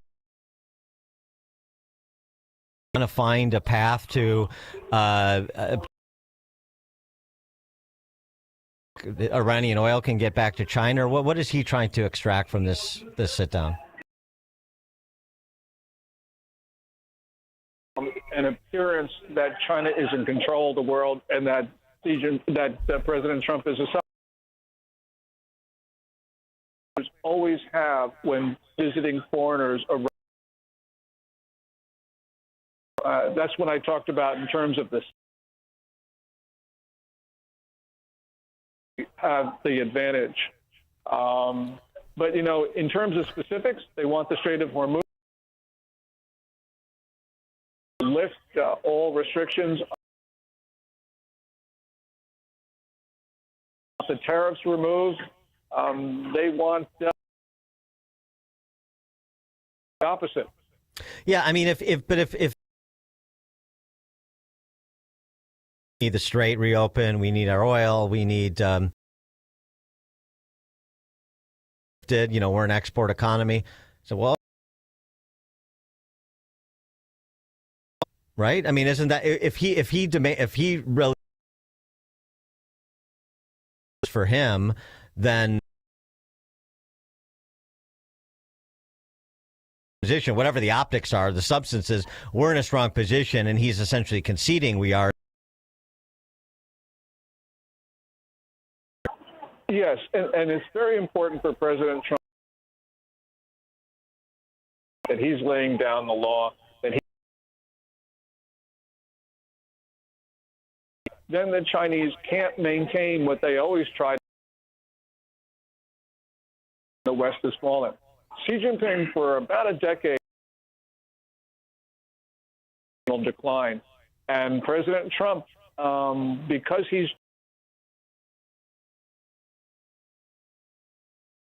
control, he needs to do something to disabuse Xi Jinping and the rest of the world of that notion. Because if he doesn't do that, life is going to become on anything going forward. Well, China's now the world's hegemon. You're in second place. So why do I listen to you, President Trump? China on China's turf. Yeah, well, I mean, that would be a real opportunity for you feel like you're in charge, given where your economy is, like I said before, what your needs are and where your allies and proxies are. Interesting moment if that was a part of the postmortem. Gordon Chang is author of Plan Red, China's Tech War, and you can follow him on X at Gordon G. Chang, CHA. Appreciate it. Oh, well, thank you so much, Dan. And I do believe President Trump will have a great summit. Wealthgroup.com, answer line. This is Chicago's Morning Answer. Your show keeps me alive during the week. There's nobody I'd rather listen to between 5 and 9. Answer. Platform. Keeping people safe and meeting OSHA requirements is an option. Inspections by professional structural engineers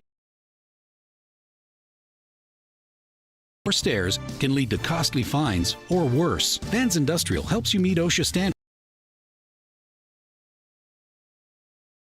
Of Vans Industrial.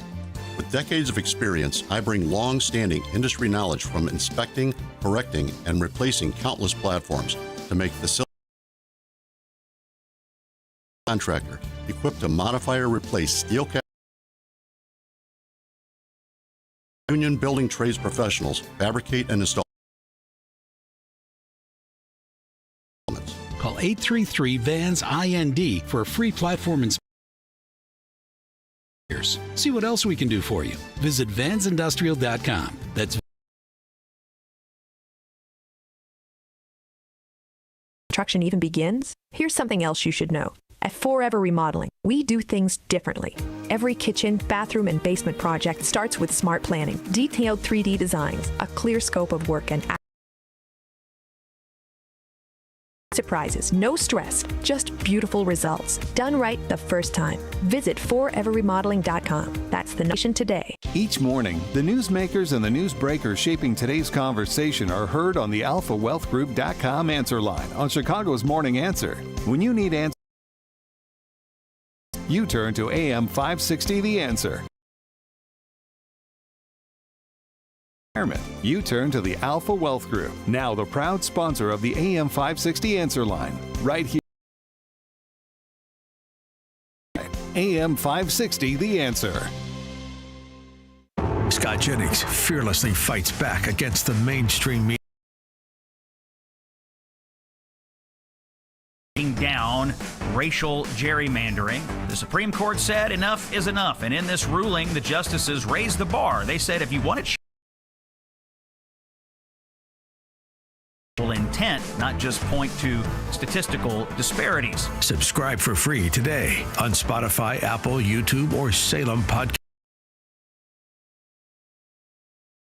To the IRS like Mark? I've been doing home remodeling for 30 plus years, but the economy crashed. I wound up losing my home, losing my job, and on top of that, owing the IRS a ton of money. Was the worst part of my life. Then Mark found Tax Relief Advocate. And I thought, what's the worst that could happen? So I picked up the settled my $114,000. Believe it. Would recommend TRA to anyone. If you owe 10 or even hundreds of thousands of dollars to the IRS,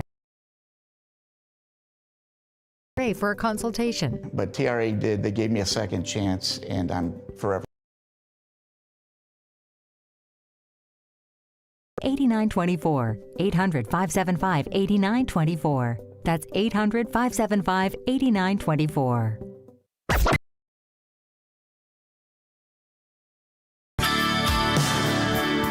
Top of the morning, Dan Proft here. This is a fun little thing going around the interweb. Their friends who are education majors in college.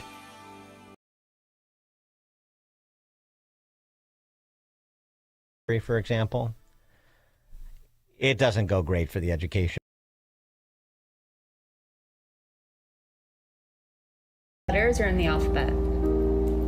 42. Nope. Try 27. No. How many planets are in the solar system? Yes. Who is this? Benjamin Franklin. That's George Washington.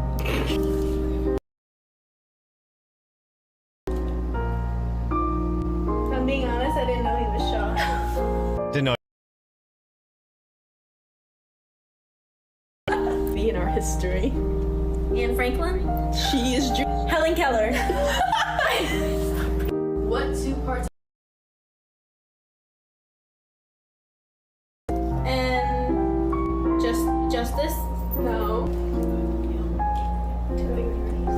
Who's the first president of the United States? George Washington. I said it's not going great. Insult any teachers. Hopefully, most of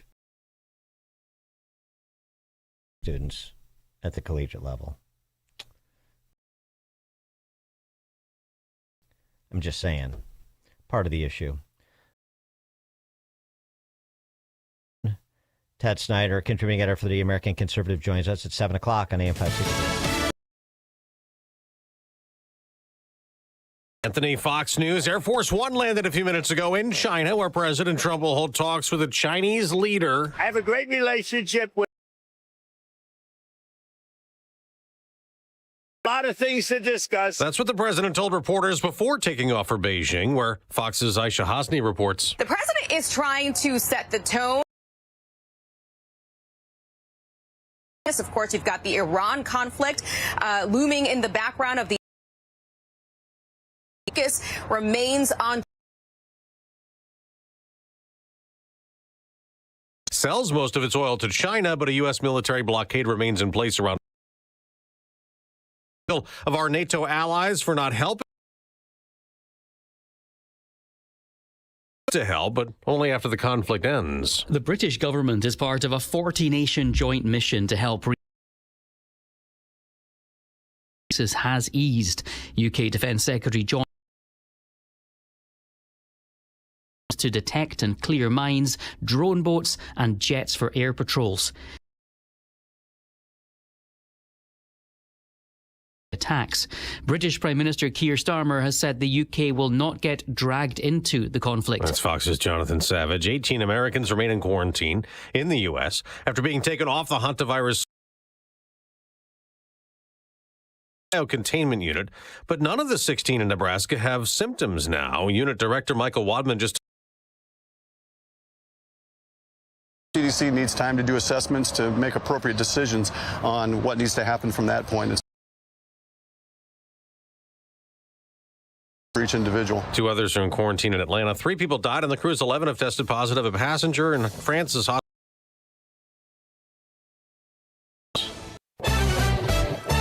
55 degrees in Chicago on AM 560. Expect windy and cooler conditions today. A man killed in a hit-and-run crash neighborhood.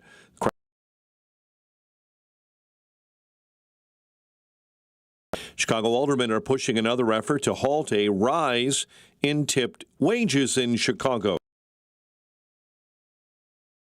Approved an ordinance implementing a 2-year freeze of the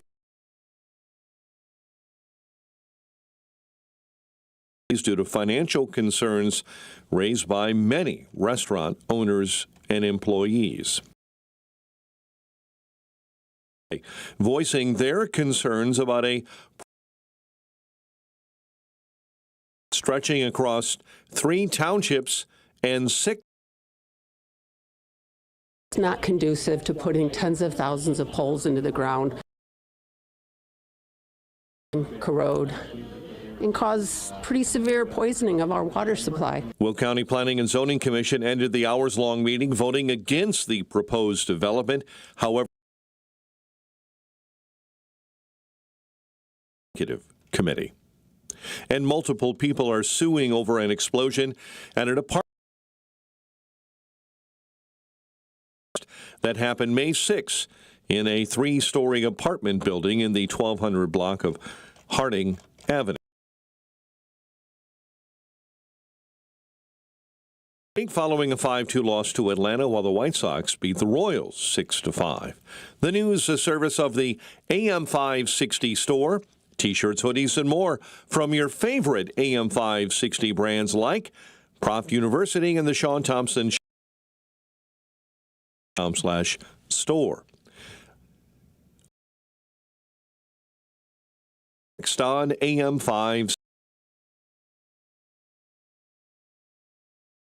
With a night of cigar smoking and great conversation. And this year, we're proud to welcome the editor-in-chief. And he'll join AM 560's Dan Proft and Sean Thompson on Tuesday, May 19th at Gobridge Farm in Pingree Grove for a night you won't forget. Tickets are on sale now at 560theanswer.com/cigar. That's 560. Sponsored by Donnelly Auctions. Believed in one powerful idea. We were meant to live free to pursue, move, free to enjoy life without being held back. But if every day you're in anything to help me get rid of my pain and life, I'm sure you have been there if you have real bad pain. Relief Factor is a 100% drug-free, research-based formula that is designed to help your body fight inflammation. Temporary mask. It works from the inside out at the source. Relief Factor. Working, exercising, enjoying the moments that matter. This year, as we celebrate 250 years of American independence, take your stand for your own freedom. Declare your independence from pain. Try Relief Factor today. $19.95, 3-week quick for relief. Are you turning 65 and thinking about Medicare? Or are you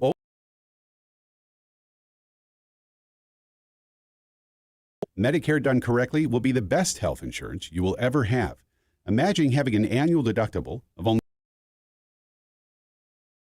2 good things about aging: wisdom and Medicare. The mentor. Best part? My guidance cost you nothing. Call me. I can help. If you're tired of calling, need a local expert on your side. Your own health insurance mentor. See Stephen Tucker from healthinsurancementors.com is someone I know and trust. He's a 30-year licensed. Steve, how can our listeners get in touch? .com or call me directly at 630-674-1551.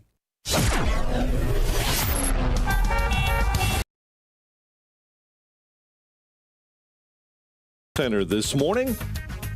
Eisenhower stop and go inbound Wolf to 9th Avenue. Stevens. Delays on DuSable Lakeshore Drive northbound between Adams eastbound between Meacham and Route 53 and on Route 53 southbound between Rand. Service of American Beam and Steel, structural. Search for American Beam and Steel online. The owner, Mark, American Beam and Steel. Chicago's Morning Answer continues next. But first, a check of your forecast from the air. Breezy and cooler with a mix of clouds and sun, reaching a high of 62. Tonight,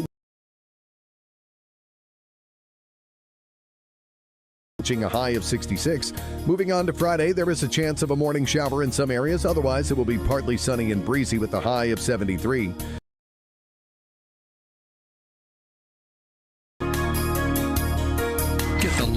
weather, traffic, and news updates online.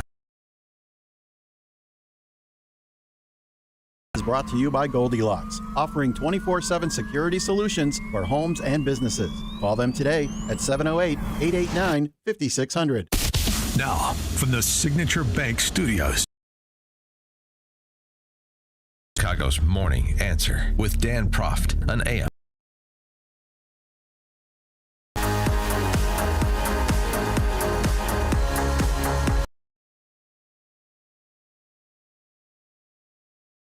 Proft here, and before he left for Beijing, and perhaps for Xi on what he was going to say. And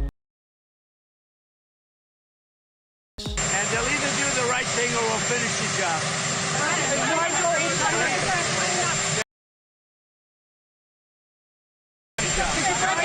We're going to do the right thing, or we're going to the job look like? Well, our friend Glenn Reynolds, his new book, Seductive AI, had an interesting making a historical comparison of Donald Trump to the architect of victory in the Mexican-American War, and also as the Civil War loomed, he reminds us, Winfield Scott developed a plan to Honda plan. It was about applying a squeeze and then squeezing hard until its object was squeezed to death.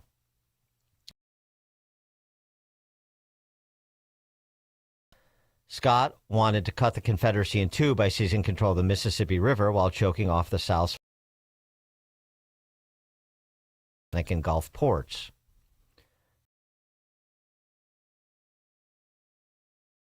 Enthusiasts for battlefield success. A swift end to the war. Scott's plan was adopted and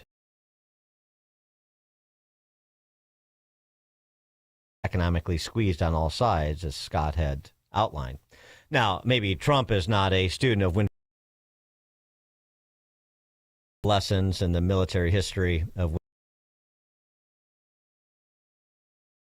the military advisors around Donald Trump. And so the comparison,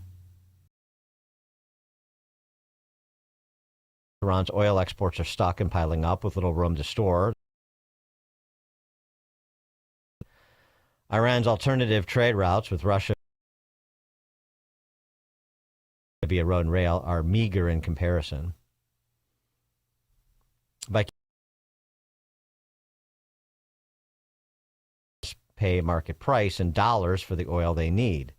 Meanwhile, Trump has also cut deals giving the U.S. control of vital maritime chokeholds in the Indian Ocean, the Pacific, and the Caribbean, all of them essential for going necessary.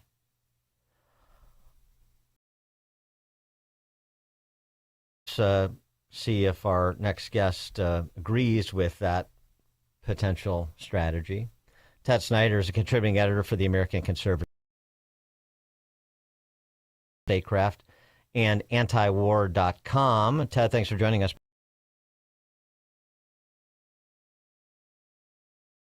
Putting the squeeze on both China and Iran simultaneously.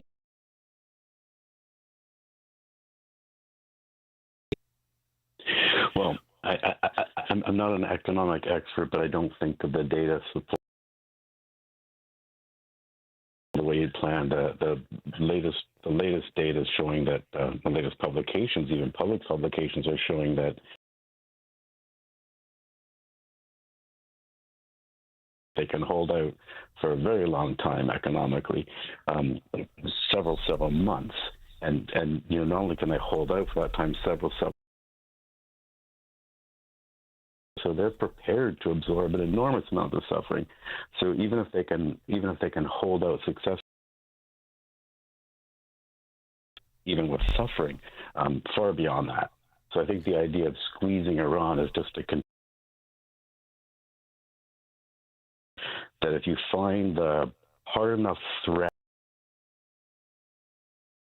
and they're just ignoring the evidence that Iran hasn't backed down. You can put a huge armada around Iran, and Trump's frustrated like crazy, and Iran doesn't back down. And I think what the States just doesn't get is when a country perceives no other threat matters, because no other threat is as big as the next down.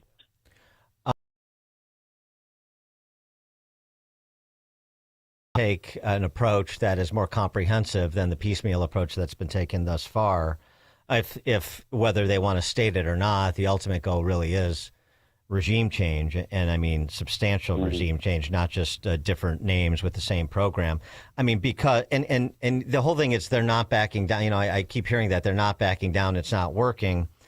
I mean, inflation is up. Food inflation's up over 115% now in Iran. They've lost more than half. The dollar, the rial has lost more than half of its value in a year. And of course, the industrial production capacity has been diminished substantially. And that's just in 2 months. So, I mean, I get, you know, people's horizons for this are very different, what they think and what Trump said 5-6 weeks. I get all that. But, excuse me, the combination of what Treasury is doing,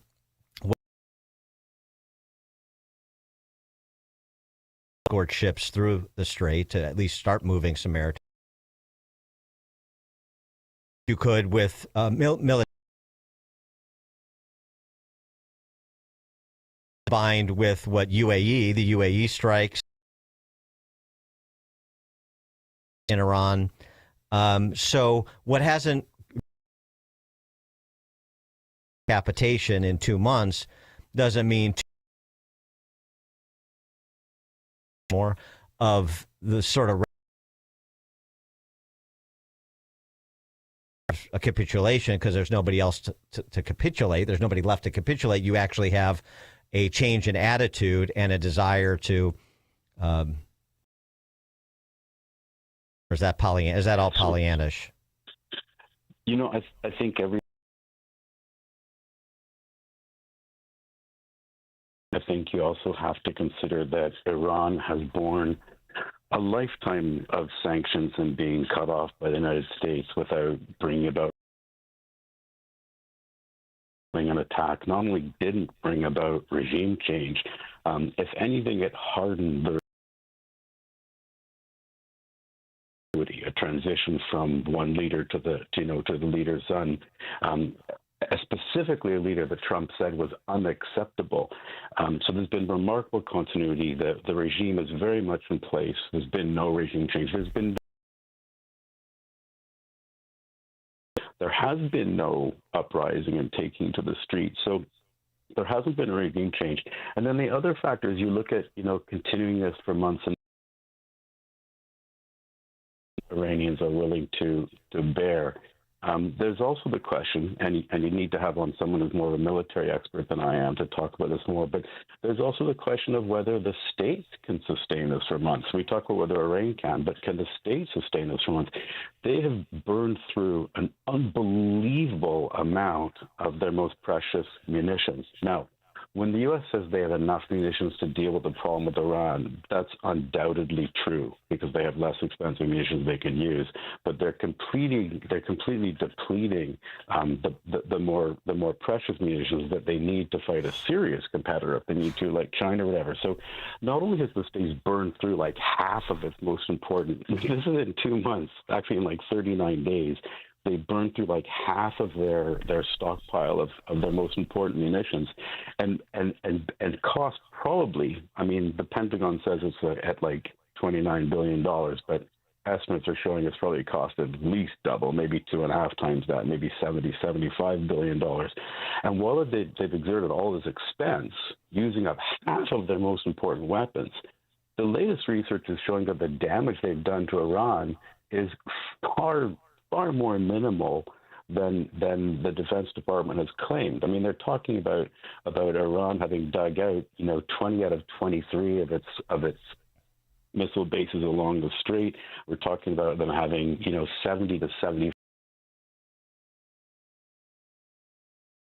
When you look at this war, this enormous power against a much lesser power, where it's cost the power maybe $70 billion and half of its most precious munitions, and it's cost the weaker power far less than we thought. They're still totally capable of launching missiles.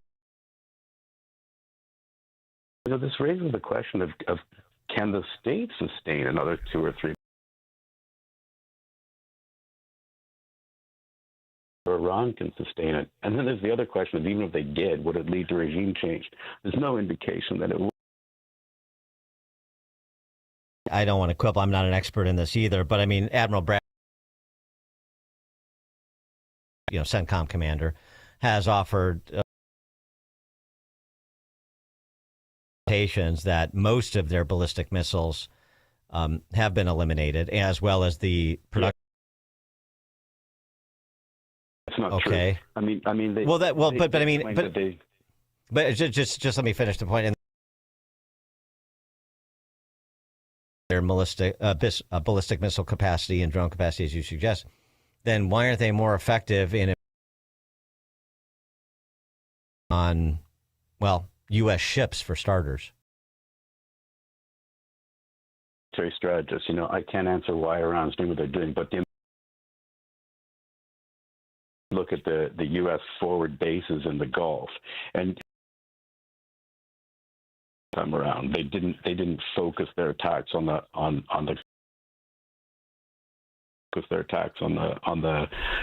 Gulf states, and then war was unimaginable. I mean, these countries thought that not only defense umbrella, but they thought for sure the American. From really mainstream sources, the New York Times,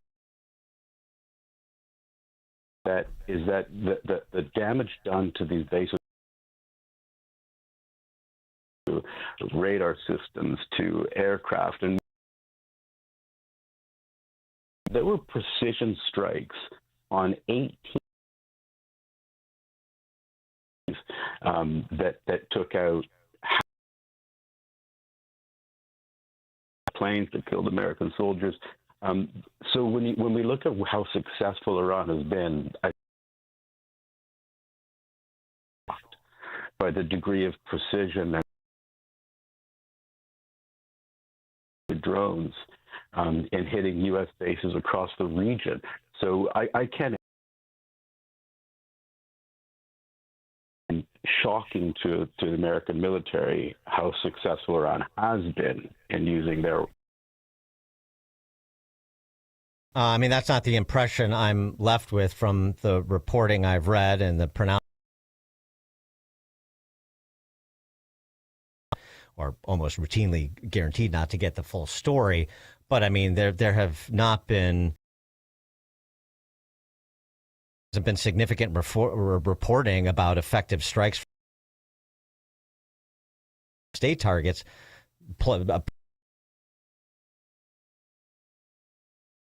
this long. Boy, it just doesn't seem like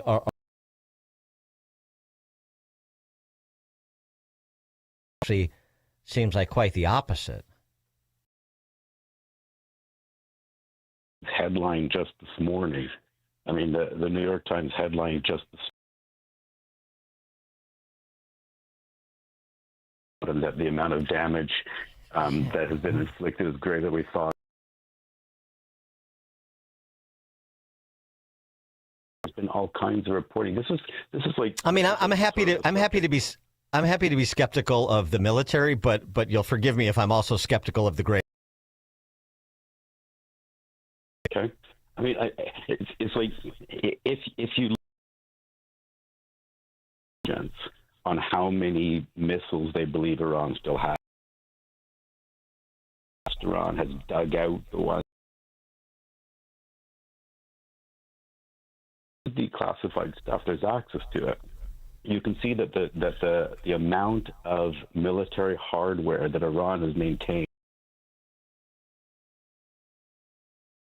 others have claimed. You know, you had Trump claiming that Iran only had 18 to 23% of its missiles left. Percent. And there's actually freaked out the Gulf. Had this sort of protection, and what they found out is that having U.S. bases in their serious with the states because they warned against this war. They said it'd be disastrous, and the states ignored them. They lobbied hard against the war, and the states ignored them. What you get is you get these Gulf states who didn't want, and then totally failing to protect them has been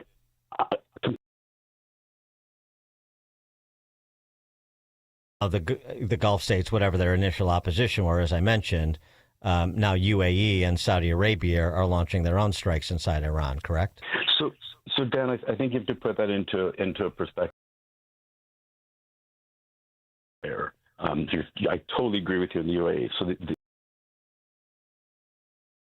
Gulf states to join the war, they were saying. Heck, we know now in a completely unprecedented Israeli Iron Dome systems and Israeli forces in the country, using those, and we know now that at least one military strike. So the UAE is absolutely an outlier. Other countries less so. When Kuwait said that the U.S. can't use their airspace in American down, and that reporting says, and I haven't had a chance to look at this carefully yet because I just saw this for the first time today, that it was a very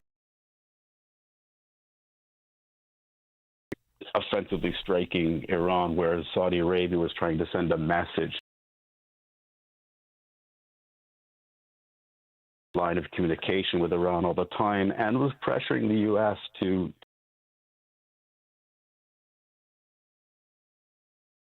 space for Operation, Freedom in the Strait. So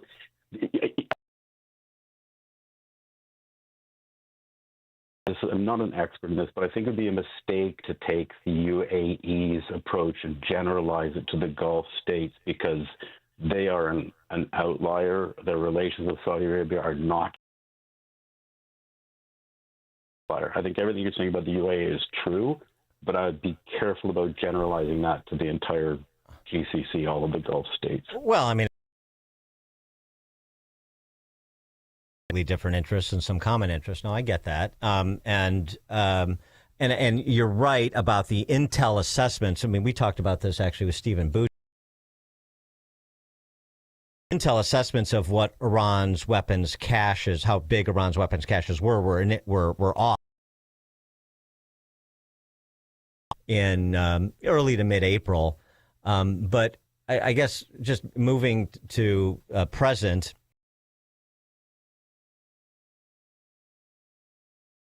accomplishing. Do you have any concern? Finished if the job isn't finished per Trump, that based on what you're saying about Iran, that they have this start their nuclear program and they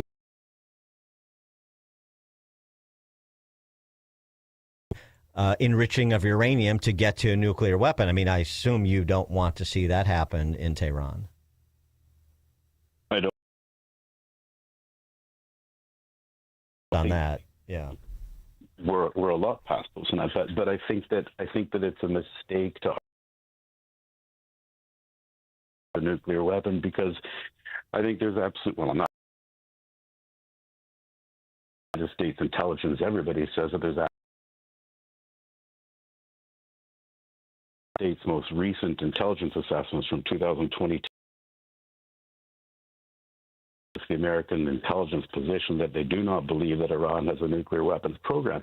Iran has rich uranium for civilian purposes, and there's no to give that up.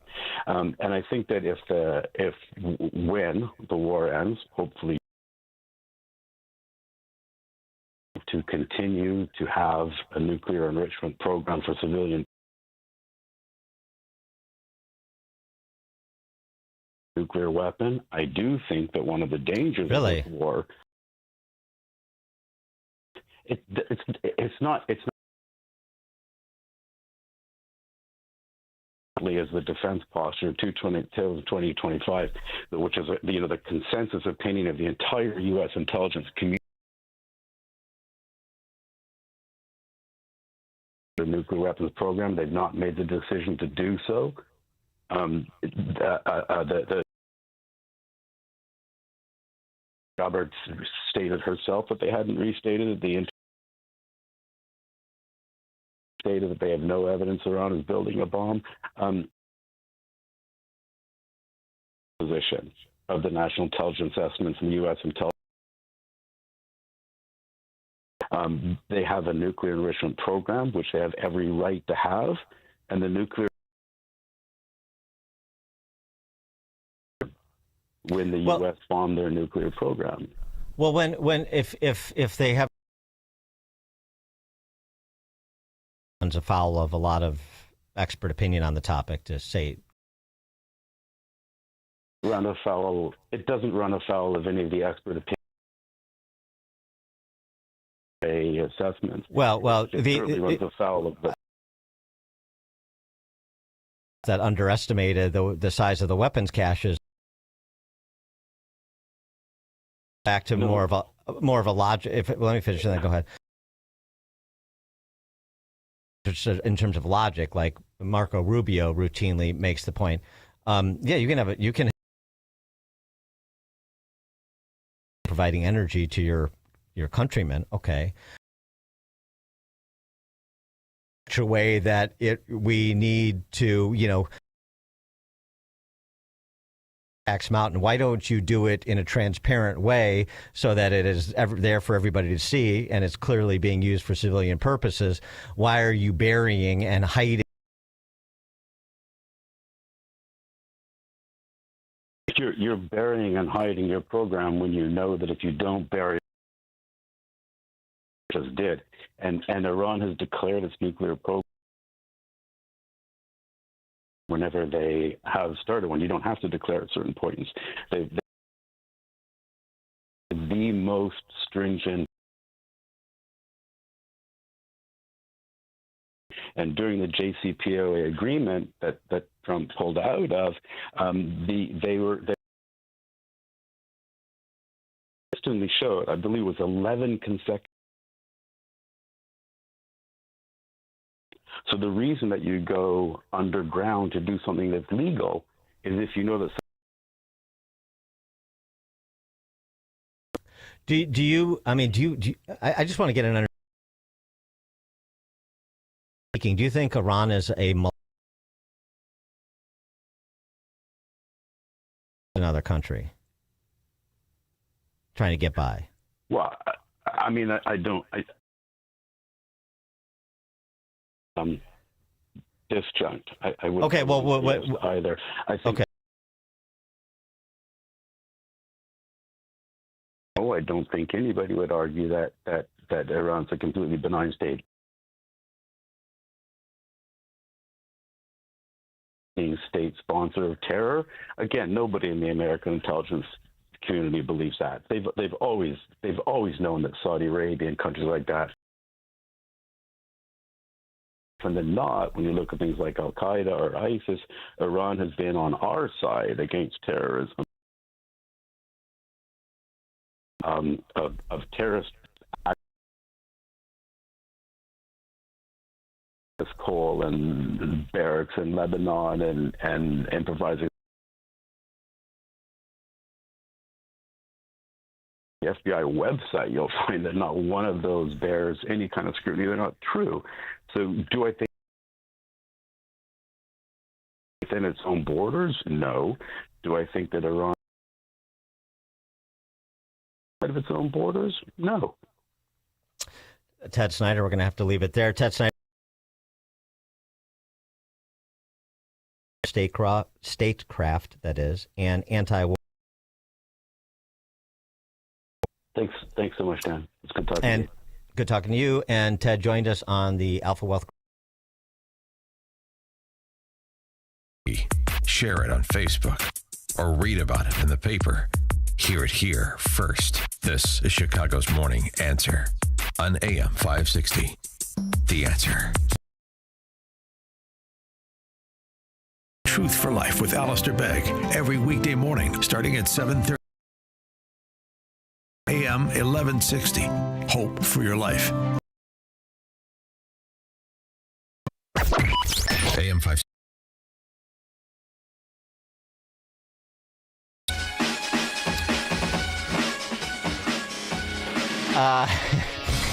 The text messages are a little interesting. Hey, listen, you got to hear cognitive dissonance. And maybe some people listening agree with Mr. Snider.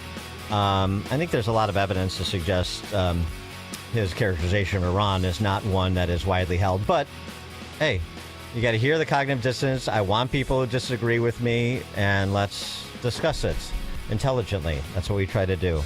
Coming up at 7:37, we'll try to continue discussing things intelligently with Stephen Moore. It's now time to check the headlines with Mike Scott. Dan, 54 degrees, sunshine right now in Chicago. In the QC Kinetics newsroom, we see a windy and cooler day today with a high of 59. A man killed in a hit-and-run crash overnight in Chicago's West Lawn neighborhood. That crash happened at about 11:15 p.m. in the 6800 block of South Pulaski, and there may have been a tire changer situation involved in that crash. President Trump has landed in China, set to meet with leader Xi Jinping. His visit comes as the war in Iran continues despite a temporary ceasefire.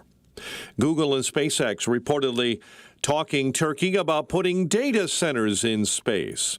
Wall Street Journal says orbiting facilities are not a done deal yet, or if they would be cost effective when the launch costs are included. Now, word of the possible partnership comes as SpaceX is preparing for its IPO later this year. Chicago Public Schools are planning teacher cuts to help close a more than $730 million budget gap next year. The exact number of eliminated positions is unknown. Much of the reduction in force is due to years of declining enrollment. And IDOT, the Department of Transportation, is taking action to address a major shortage of engineering talent. IDOT is launching a hiring initiative that would pay $15,000 of eligible student loan debt annually for up to 50 new civil engineers who graduate from Illinois schools. Cubs lost to the Braves 5-2. White Sox, thanks to a Derek Hill pinch hit home run, topped the Royals 6-5. The news service of the AM 560 mobile app. Download the AM 560 mobile app at 560theanswer.com/mobile. Up next, a look at the roads in the Team Hochberg Traffic Center. Larry Elder didn't see any coverage. This is in 2018. After litigation backed by Democrat-aligned groups, the Pennsylvania Supreme Court threw out the GOP congressional map. A new map drawn by the court dramatically shifted outcomes. It went from 13 Republicans, 5 Democrats, to 9 and 9. Overnight. Where were you when that happened? Where was the media? The Larry Elder Show. Weeknights at 8, right before Sean Hannity at 10 on AM 560. The Answer. President Trump has triggered a $200 billion tech disruption, and Wall Street is asleep at the switch. This $200 billion investment in chip technology could make today's artificial intelligence chips obsolete. Technology that will make today's AI data centers a thing of the past, like IBM's old mainframes. While most investors are focused on old-fashioned AI, there are 3 companies quietly building a $1 trillion triangle that could transform every tech sector on Earth. These 3 companies are gearing up to develop and manufacture supercomputers the size of a dinner plate. Institutions like Vanguard, BlackRock, and State Street are pouring more than $200 billion into this AI revolution. Investment guru George Gilder has been predicting tech revolutions for more than 40 years, including the iPhone, Netflix, and Amazon. Now he's got his finger on 3 companies whose technology will change tech forever. Log on to TrillionDollarTriangle.com to find out which 3 companies are working on what could be the biggest tech disruption since the internet. TrillionDollarTriangle.com. That's TrillionDollarTriangle.com. Vyrago is fending off viruses and making America healthy again.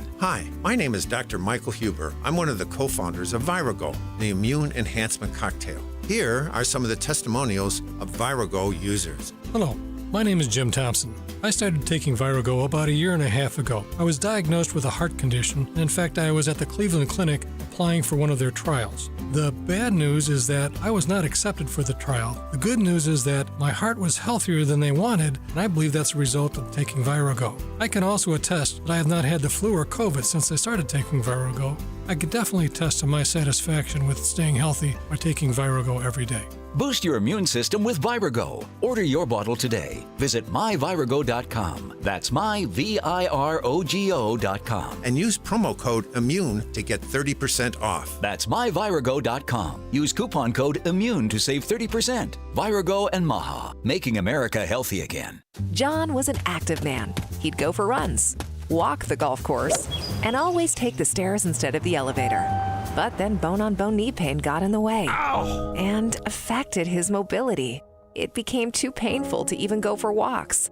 And when it seemed like John's only option was knee replacement surgery, a friend told him about the Joint Relief Institute and their affordable, non-surgical knee pain relief. John met with the Joint Relief Institute and discovered their lubricating gel treatment could rejuvenate his lost cartilage. Safe, effective, no surgery. Long story short, John is now back to being active without pain or medication. There is an alternative to knee replacement surgery. Stop living in pain. Call the Joint Relief Institute today, 708-315-6800, or visit jointreliefinstitute.com. Locations in Glenview, Oak Brook, and Orland Park. That's 708-315-6800. Medicare and most private insurance plans accepted. Reclaim your mobility with the Joint Relief Institute. Hair Volume from New Nordic will make your hair look thick and healthy. Hair Volume is available online at Amazon and newnordicusa.com or in the hair care aisle at your local CVS. 740 Team Hochberg Traffic Center time, a service of Mattress Firm. Ready to upgrade to the perfect sleep setup? Let Mattress Firm's sleep experts guide you to the perfect bed at the Memorial Day sale. Top brands, Ideal Comfort, Mattress Firm. They make sleep easy. An accident on the outbound Stevenson between Damon and Kedzie. Stop and go on I-57 on the inbound side between 111th and the Ryan Merge. Typical morning heavy on DuSable Lakeshore Drive northbound between Foster and Hollywood, and delays on Route 53 in the roadwork zone northbound between the Ike and Northwest Highway. Chicago's Morning Answer continues next, but first, check of your forecast in the Air Right Heating and Cooling Weather Center. Windy and cooler today. Clouds and sunshine with a high of 59. Get the latest weather, traffic, and news updates online at 560theanswer.com. Now, from the Signature Bank Studios. Only the biggest stories, only the biggest guests, and only the biggest opinions. This is AM 560, The Answer.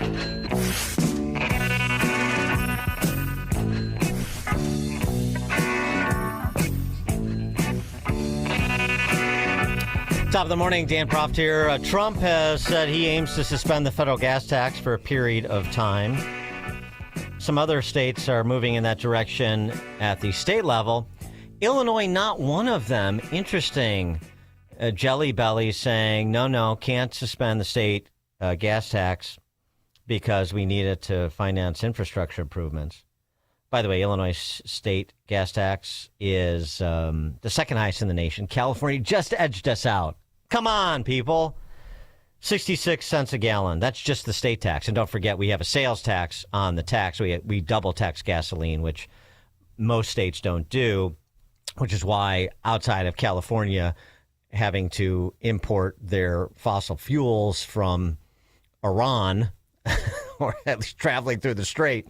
The one state in the country, as Doug Burgum mentioned earlier in the week, Illinois has routinely the highest, Chicagoland in particular, the highest gas prices in the nation behind California. It's taxes, not those greedy oil companies, as the power structure in Illinois would have you believe. But not this time. You remember not so long ago, I guess it was a different time. There was a different person in the Oval Office. Pritzker did suspend the gas tax, the state gas tax, for a period of time, like Trump is proposing right now. And he required gas stations to post signs saying it was suspended to try to provide political help to Biden when gas prices were spiraling up. But now, no, not so much. Can't do it. Yeah, you get it. Speaking of Illinois and vis-a-vis California, since it's the most interesting race so far this cycle, and probably will be for this cycle, assuming Spencer Pratt at least makes the runoff on June 2nd. Spencer Pratt has a new ad out, and they've been so entertaining, we might as well keep sharing them with you. What does dangerous Spencer Pratt have in mind for Los Angeles? I make a living giving drug needles to unhoused individuals, and Spencer wants to put me out of the job. Spencer wants to force me to get treatment and turn my life around instead of dying on the streets. What kind of bully forces people to do things? As a busy mom, running away from the crazy drug addicts in our park is the only exercise I get.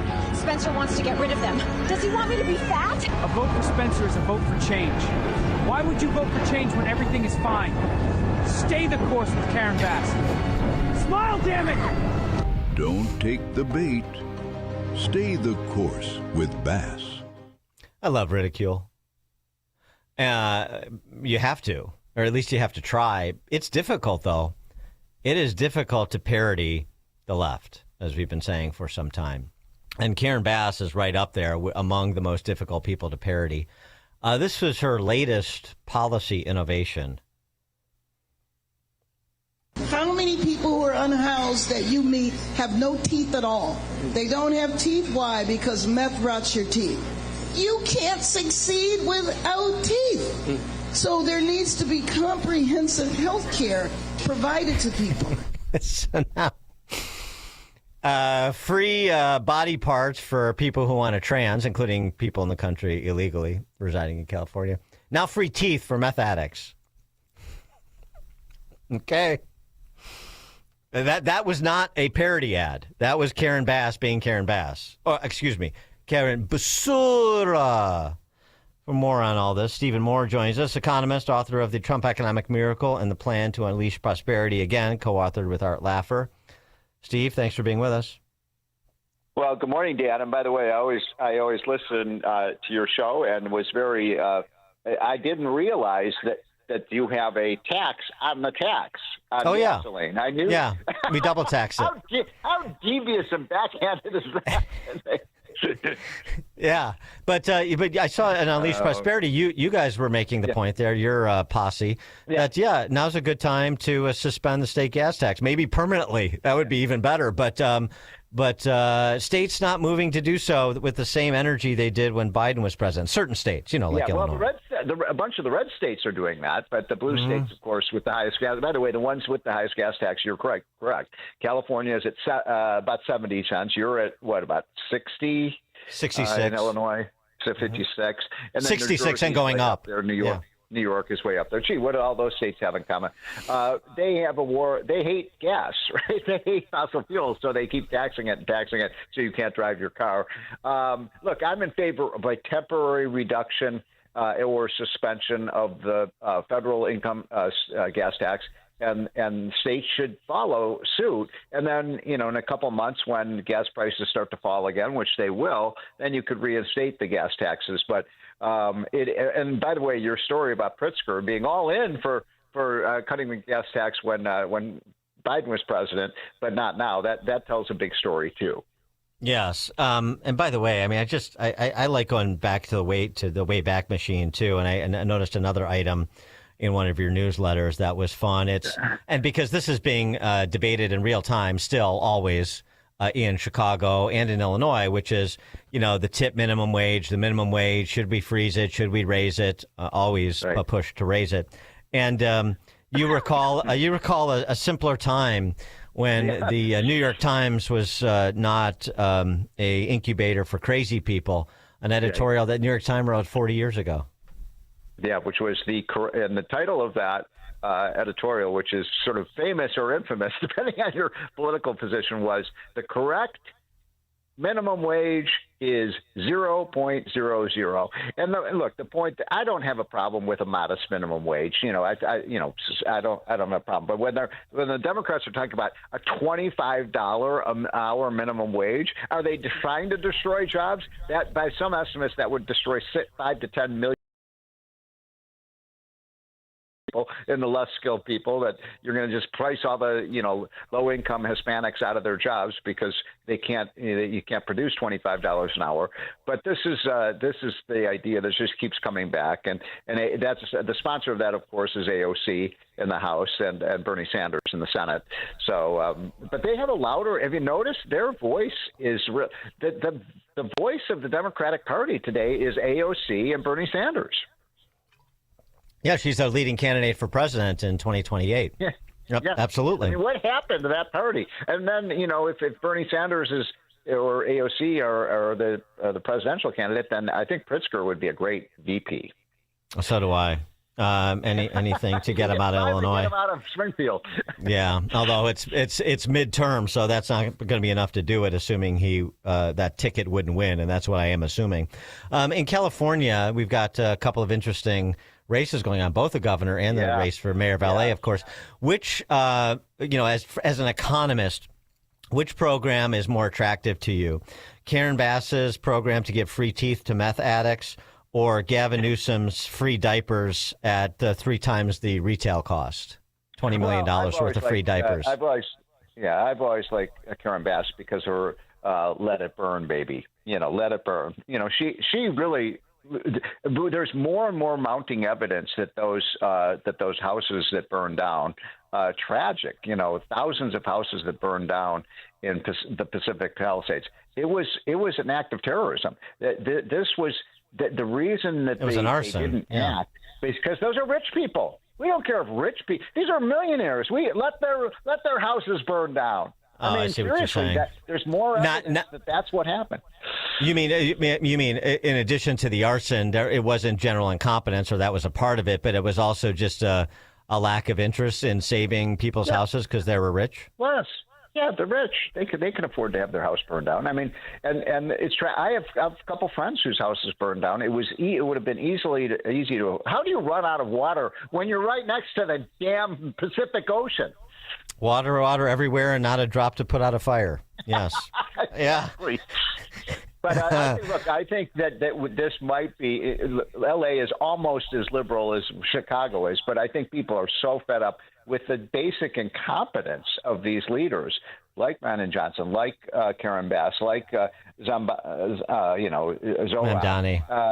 And really, these are the people who have become the symbol of what the Democratic Party stands for. You saw that AOC said no one can earn $1 billion, and so not legitimately. Fred Smith, who built FedEx, I guess he's a villain because he became a billionaire, even though he created one of the greatest transportation companies of all time. So it's actually kind of scary. Actually, it's like the Batman movie. It's like Bane. Kill all the rich people. The inflation number that came out yesterday was a bit concerning, no? Yeah, it was.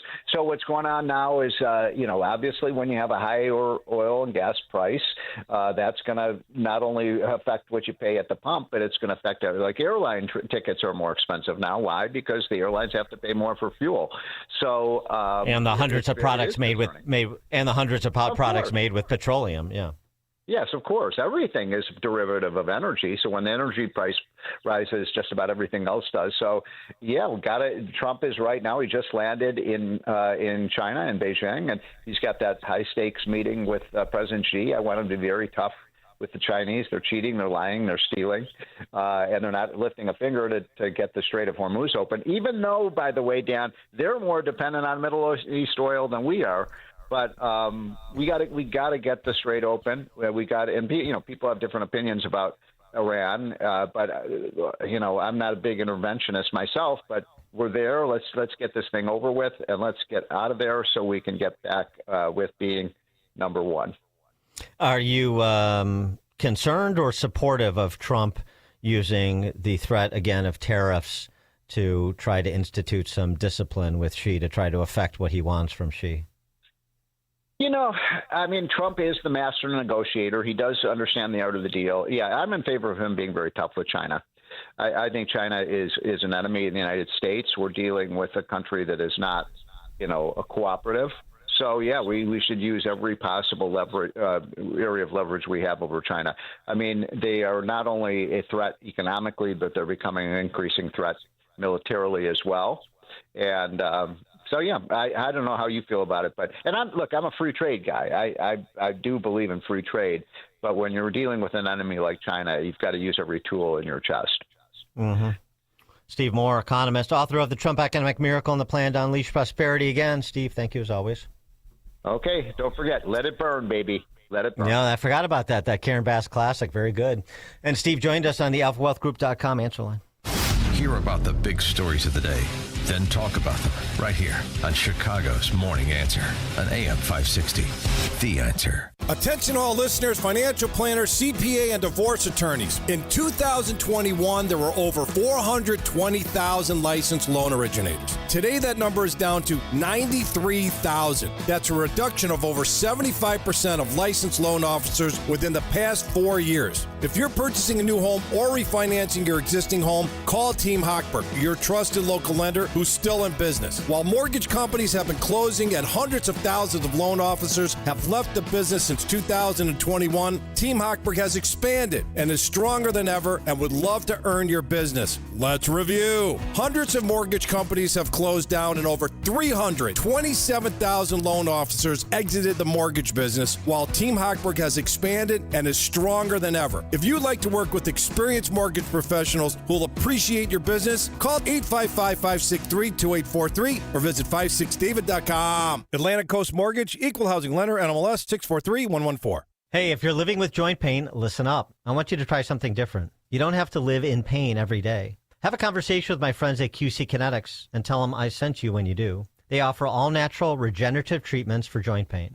I've seen the results and personally recommend Dr. Caravelli and her team. Stop saying to yourself, this is just how I am now. That's not okay. Get back to the normal you, the one who is active and carefree. QC Kinetics is helping AM 560 listeners with pain from arthritis or injury in their knees, hips, and shoulders. Now they're moving again, golfing and running without surgery or long recovery. The science is real. The treatments are natural. Your body knows how to heal. QC Kinetics will show you how without surgery. Don't watch summer pass you by again, stuck on your couch, afraid to move. Take action today. Schedule an appointment right now. Consultations are free. Call 312-827-6261. That number again, 312-827-6261. Call QC Kinetics at 312-827-6261. Why would you take your precious metal collections to some fly-by-night roadshow that rolls into town once a year? The only thing you need to do is follow the road to Fox Valley Coins and show your gold or silver to the team. Gold is at an all-time historical high, so don't keep sitting on your coin hoards or old jewelry that you've been saving to sell when the time is right. The time is right now. Prices have never been better on most collector and gold coins. Fox Valley Coins in Naperville is trying to keep up with demand. So they're paying the most ever on not only most gold coins in bars, but also those old coin collections. You might have scarce dates or higher grade coins, so take advantage of the record high market price and the demand now. Whether you're buying or selling, or just want to find out values, trust the team at Fox Valley Coins. Fox Valley Coins is on Route 59, just one light north of I-88 at the Naperville-Warrenville border. Family-owned integrity since 1981. Parents, what your children are being taught matters more than ever. At Christian Liberty Academy in Arlington Heights, We've been equipping students with a solid, Christ-centered education for over 55 years. Our on-campus school and our homeschool program give families across the nation a proven alternative. Don't wait. Take action for your child's future today. Visit ChristianLiberty.com to learn more or schedule a tour. ChristianLiberty.com. Hi, I'm Ken Mariotti, owner of Woodland Windows and Doors, a third-generation family-owned business since 1969. We know you're bombarded by choices when shopping for new windows or doors, so we're inviting you to experience the Woodland difference. For decades, we have been transforming living spaces with Marvin Windows, a fifth-generation family business. Marvin replacement windows have been known to increase the warmth of your cold rooms by 10 degrees. Think about that, 10 degrees warmer. When you welcome Woodland into your home, you will get a product expert to transform your living spaces, full-time, dedicated professional installers that you can trust in your home, along with the best products like Marvin. These are the reasons we're proud of our 5-star reviews and family legacy. No gimmicks, no pressure, and upfront pricing are why Woodland Windows and Doors is your trusted window and door expert in Chicagoland. Visit woodlandwindows.com to book your free in-home expert consultation.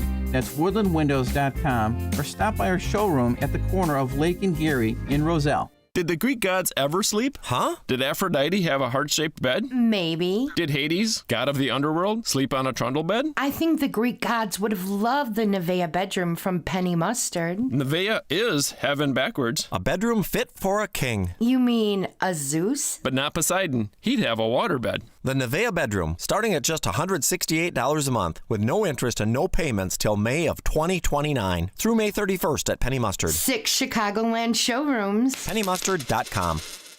Don't miss In Grace with Pastor Jim Scudder Jr., now heard on Sunday mornings at 7:30. Tune in and find hope as Jim Scudder explores God's Word and His world each Sunday morning right here on AM 560, The Answer.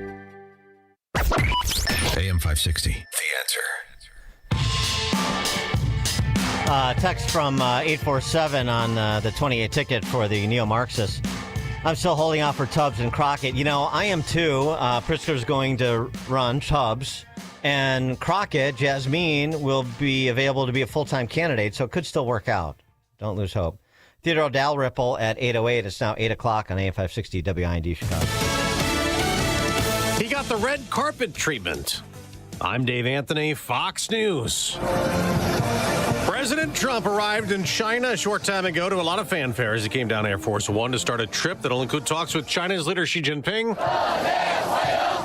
That's children chanting welcome, waving American and Chinese flags as the president walked by Fox's Aisha Hasni's in Beijing. He wants trade to be the top agenda. He wants trade to be covered by the press. He wants that to be the focus of this trip with Xi. I'm sure Xi feels the exact same way. He doesn't want this to be about Iran, although Iran is going to come up. He said he's going to have a very long talk with Xi about Iran because Xi and China get a lot of their oil from Iran. The majority of oil that Iran exports goes directly to China. So the Strait of Hormuz reopening is very important for the Chinese. A U.S. military blockade continues around Iran's ports, and the conflict has led to a spike in oil and gas prices. And we just got another inflation update, this one at the wholesale level. 6%. The expectation was 4.9. They came in at 6%. We haven't seen that level of producer price headline inflation since December of 2022. Fox Business Network Cheryl Casoni. Now, the president has suggested he'd be open to allowing Chinese car companies to come to the U.S., build factories, and manufacture vehicles here with American workers. But Republican Senator Bernie Moreno opposes that with legislation that has Democrat support to prevent it. He just told Fox. So if they came into the U.S., they would wipe out our automakers, completely devastate our steel industry, our rubber industry, our electronics industry. And Moreno claims Chinese cars would also be rolling surveillance machines. One of the passengers on that cruise ship with the hantavirus outbreak that killed 3 is critically ill in a French hospital, now said to be breathing through an artificial lung. 18 Americans taken off the ship remain in quarantine in Nebraska and Georgia. America's listening to Fox News. 54 degrees, variable clouds on AM 560. The Answer. Good morning. I'm Mike Scott in your QC Kinetics newsroom. and a cooler high of 59 today. A man was killed in a hit-and-run crash Tuesday night in Chicago's West Lawn neighborhood. Police are investigating the accident that happened around 11:15 in the 6800 block of South Pulaski. At O'Hare overnight, an American Airlines plane landed, the FAA says, with 2 flat tires. Flight 791 was landing when the crew reported the flats. The FAA says no injuries reported. The Boeing 737 departed from Miami International, and the investigation continues. Chicago aldermen are pushing another effort to halt a rise in tipped wages in Chicago. The Workforce Development Committee of the City Council approved an ordinance that would implement a 2-year freeze on the sub-minimum wage. Aldermen are seeking a freeze due to financial concerns raised by many restaurant owners. Several are recovering, including an infant and 2 Chicago police officers, after a roller crash on the south side. The accident happened yesterday near 87th and State. And a Glenview woman is accused of defrauding a state program that serves individuals with disabilities. The Attorney General's office has charged Deborah Mazika with theft and vendor fraud. She ended up, according to the AG's office, stealing more than $44,000 from that program. Cubs lost to Atlanta. White Sox beat the Royals. The news a service of the daily podcast of Chicago's Morning Answer and the Sean Thompson Show. Subscribe free to the daily podcast at 560theanswer.com/podcast. Time now for the AM 560 Business Beat, a service of Signature Bank.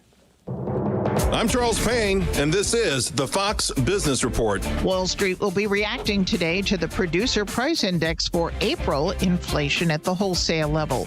JBS, parent company of Swift, Blue Ribbon Beef, Pilgrim's Pride, and many other meat and poultry products, is making less because of the high cost of raising beef. Despite high prices, its North American beef business reported record sales in the quarter. JBS also was dealing with temporary plant stoppages because of weather. Shares are down more than 1.5%. Japan-based tech investment firm SoftBank says its profit quadrupled this year because of its stake in artificial intelligence businesses. German sandal brand Birkenstock is blaming the Middle East conflict for a disappointing quarter. It says shipments to the region have been delayed. That's your Fox Business Report. I'm Ginny Cosilda. Invested in you. For over a decade, AM 560 has marked the start of summer with a night of cigar smoking and great conversation. And this year, we're proud to welcome the editor-in-chief of Breitbart News to Cigar Night. He's Alex Marlowe, and he'll join AM 560's Dan Proft and Sean Thompson on Tuesday, May 19th at Gobert's Farm in Pingree Grove for a night you won't forget. Tickets are on sale now at 560theanswer.com/cigar. That's 560theanswer.com/cigar. Sponsored by Liberty Cigar Company. Picture warm Gulf breezes, turquoise waters, white sand beaches. Now, add evenings of conversation with Salem Media's Mike Gallagher, Scott Jennings, Larry O'Connor, and Jennifer Horn. This November, sail from Fort Lauderdale to the Bahamas, Jamaica, the Cayman Islands, and Mexico on a 7-day journey built for those who love this country. Book your cabin today when you text the word cruise to 94878. Celebrate America's 250th anniversary the right way on the Gulf of America Cruise. Book your cabin now. Text the word cruise to 94878. Looking for a great real estate agent? Someone who can help you sell your home fast and for top dollar? Go to Ready.com, REDY.com. Because on Ready, agents will pay you just for the opportunity to sell your home. Yeah, on Ready, agents will pay you for your listing. Thousands of dollars up front just for a chance to sell your home. And it's easy. Just go to Ready.com, enter your address, and when you want to sell. In just 48 hours, the best local agents are competing on Ready to be your agent with cash offers up front just to win your business. Hey, your listing is valuable. Don't give it away. Make those agents earn it. Get paid to pick your real estate agent. Go to Ready.com or call 800-885-REDY. 800-885-READY. If you're over 65 and struggling with knee pain, Joint Relief Institute offers a guaranteed way to treat it. It's non-surgical and often covered by Medicare and private insurance. It's JRI's Joint Arthritis Treatment, knee lubrication placement that's so accurate it's 100% guaranteed and can relieve your knee and shoulder pain in 10 minutes or less. Book your risk-free consultation today and get back to walking, golfing, pickleball to cycling without pain or medication. Call 708-315-6800. Meet the provider, get an x-ray and joint consultation. Why wait? JRI has treated over 30,000 Chicagoans and performed over 400,000 procedures. You could be next. Over 5,000 five-star Google reviews can't be wrong. Stop living in pain. Call the Joint Relief Institute today, 708-315-6800, or visit jointreliefinstitute.com. Locations in Glenview, Oak Brook, and Orland Park. That's 708-315-6800 for the Joint Relief Institute. Medicare and most private insurance plans accepted. For 250 years, Americans have believed in one powerful idea. We were meant to live free. Free to pursue our future, work hard, free to move, free to enjoy life without being held back. But if everyday aches and pains are slowing you down, it might be time to declare your independence from pain. I tried everything and anything to help me get rid of my pain, and nothing freed me. It just masked the pain, and the side effects diminished my quality of life. I'm sure you have been there if you have real bad pain. Relief Factor is a 100% drug-free, research-based formula that is designed to help your body fight inflammation, one of the root causes of pain. And it is not a quick fix or a temporary mask. It works from the inside out, at the source. Relief Factor. It was created for people to get back to living their life on their terms. Is that you? Walking, working, exercising, enjoying the moments that matter? This year, as we celebrate 250 years of American independence, take your stand for your own freedom. Declare your independence from pain. Try Relief Factor today. $19.95, 3-week quick start. Ready for you right now. Visit relieffactor.com, 800-4-RELIEF. Take the journey of living a happy, successful, and meaningful life through God. Listen to It's Time with Dan Lights, Sunday mornings at 9 on our sister station, AM 1160. Hope for your life. 8:09, Team Hochberg Traffic Center time. It's a service of American Beam and Steel structural repair licensed contractors for your home and business. Search for American Beam and Steel online to schedule your consultation directly with the owner, Mark. American Beam and Steel. Stevenson outbound, you've got an accident, right lane block, right at State Street. And then, just a short time later, you've got an accident between Ashland and Kedzie outbound, causing major delays this morning. DuSable Lakeshore Drive, you're on the brakes, northbound, Bryn Mawr to Hollywood. The typical morning heavy. Roadwork delays on Route 53 northbound between the Ike and Kirchhoff. Chicago's Morning Answer continues next. But first, a check of your forecast from the Air Right Heating and Cooling Weather Center. Today will be breezy and cooler with a mix of clouds and sun, reaching a high of 62. Tonight will be clear and chilly with a low of 44. Tomorrow is expected to be mostly sunny with some clouds, reaching a high of 66. Moving on to Friday, there is a chance of a morning shower in some areas. Otherwise, it will be partly sunny and breezy with a high of 73. I'm meteorologist Jason Caterina on AM 560, The Answer. Get the latest weather, traffic, and news updates online at 560theanswer.com.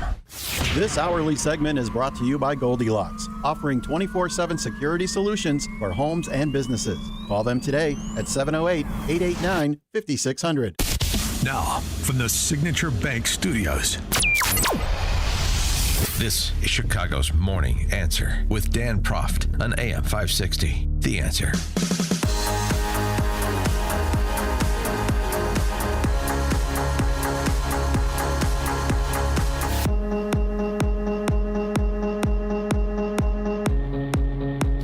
Top of the morning, Dan Proft here. A seminal work by our next guest turned 25. I didn't even realize it's been 25 years since Theodore Dal Ripple wrote Life at the Bottom, the Worldview That Makes the Underclass. And a piece in City Journal by Robert Henderson about said book and said author.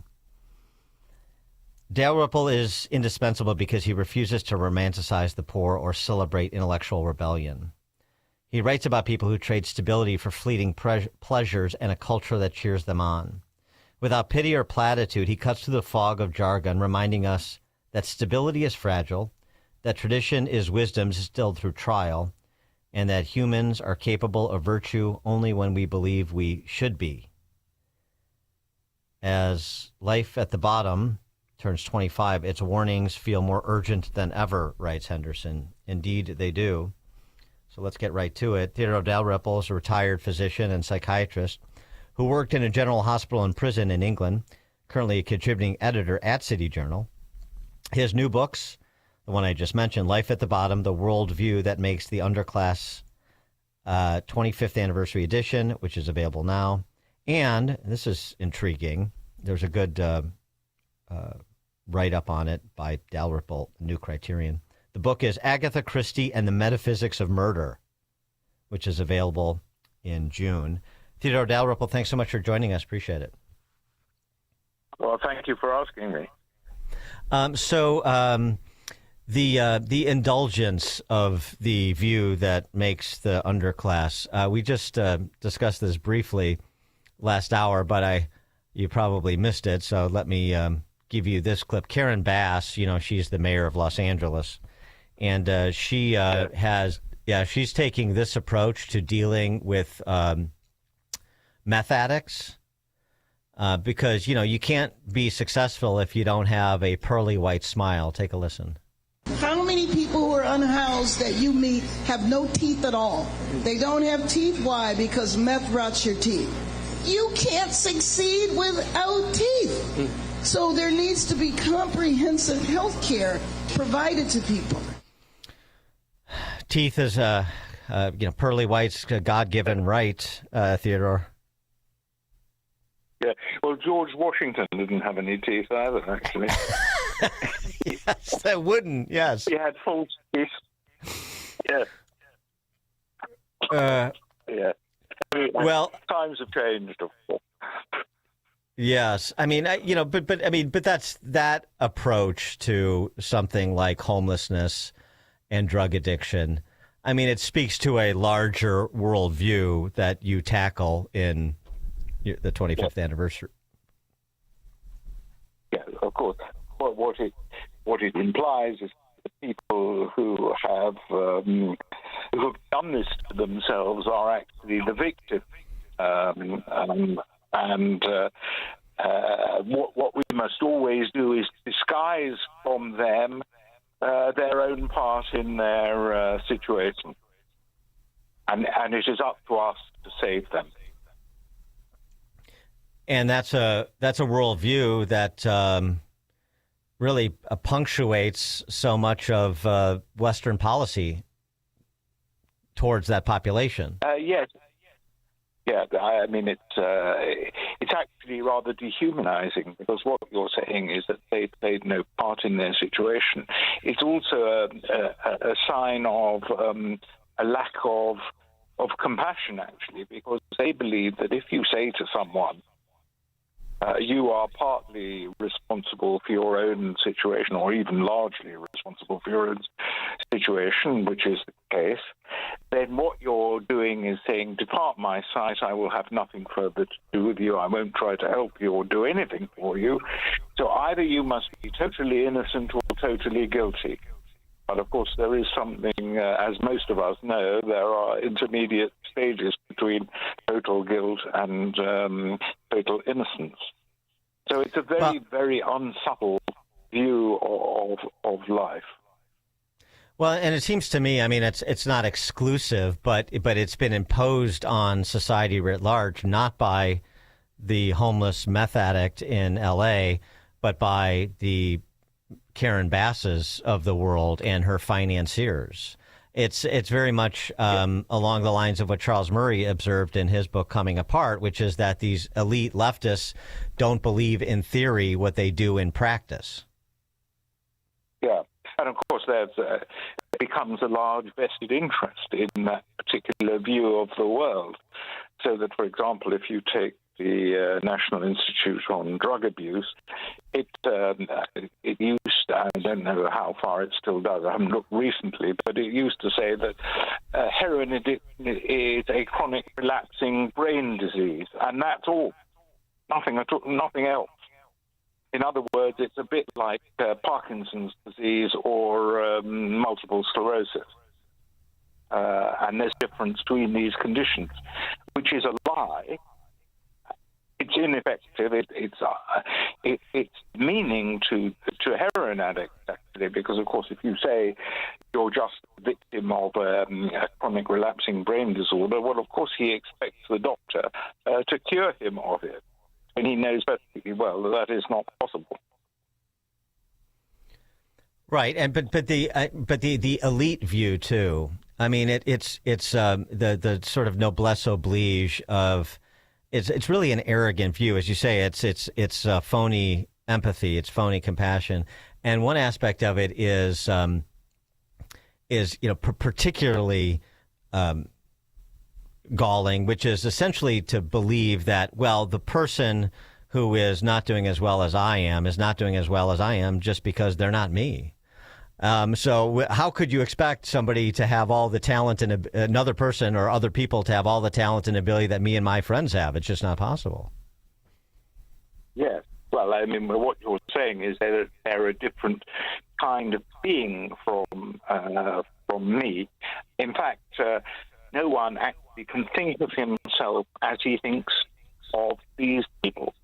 I mean, no one believes that he has no control over his own life, but he thinks that somebody else has no control over his own life.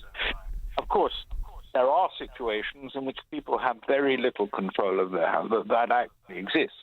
But that's not the typical position of most people in our society. And so, I mean, just thinking about Life at the Bottom, when you wrote it 25 years ago, or preceding its publication, probably a couple years prior to that, I'm sure, and where we are today in the West, what sort of reflections do you have?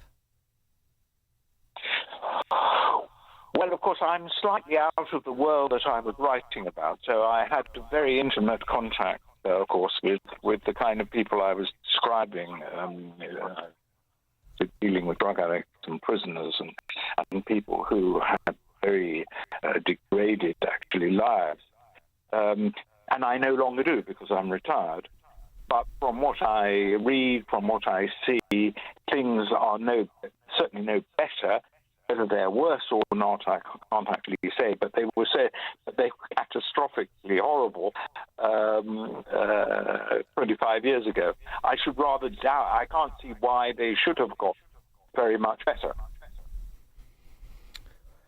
I wanted to get to your other book too, just because it's such an interesting area of inquiry and observation. Agatha Christie and the Metaphysics of Murder. Why did you decide to do something akin to a meta-analysis of Agatha Christie's work? Well, what I did actually was to take a book more or less at random from her oeuvre and show that she was a highly informed, very intelligent person who had ideas about society and psychology that were remarkably sophisticated. Though, of course, it's easy to skate over them by just trying to find out who done it. In fact, she was an extremely clever, well-informed woman. She knew a great deal about psychology and psychiatry. She was very knowledgeable about toxicology. I just took one at random, and it turned out to be a good choice, as it happens, and analyzed all the philosophical, sociological, psychological ideas that there were in it.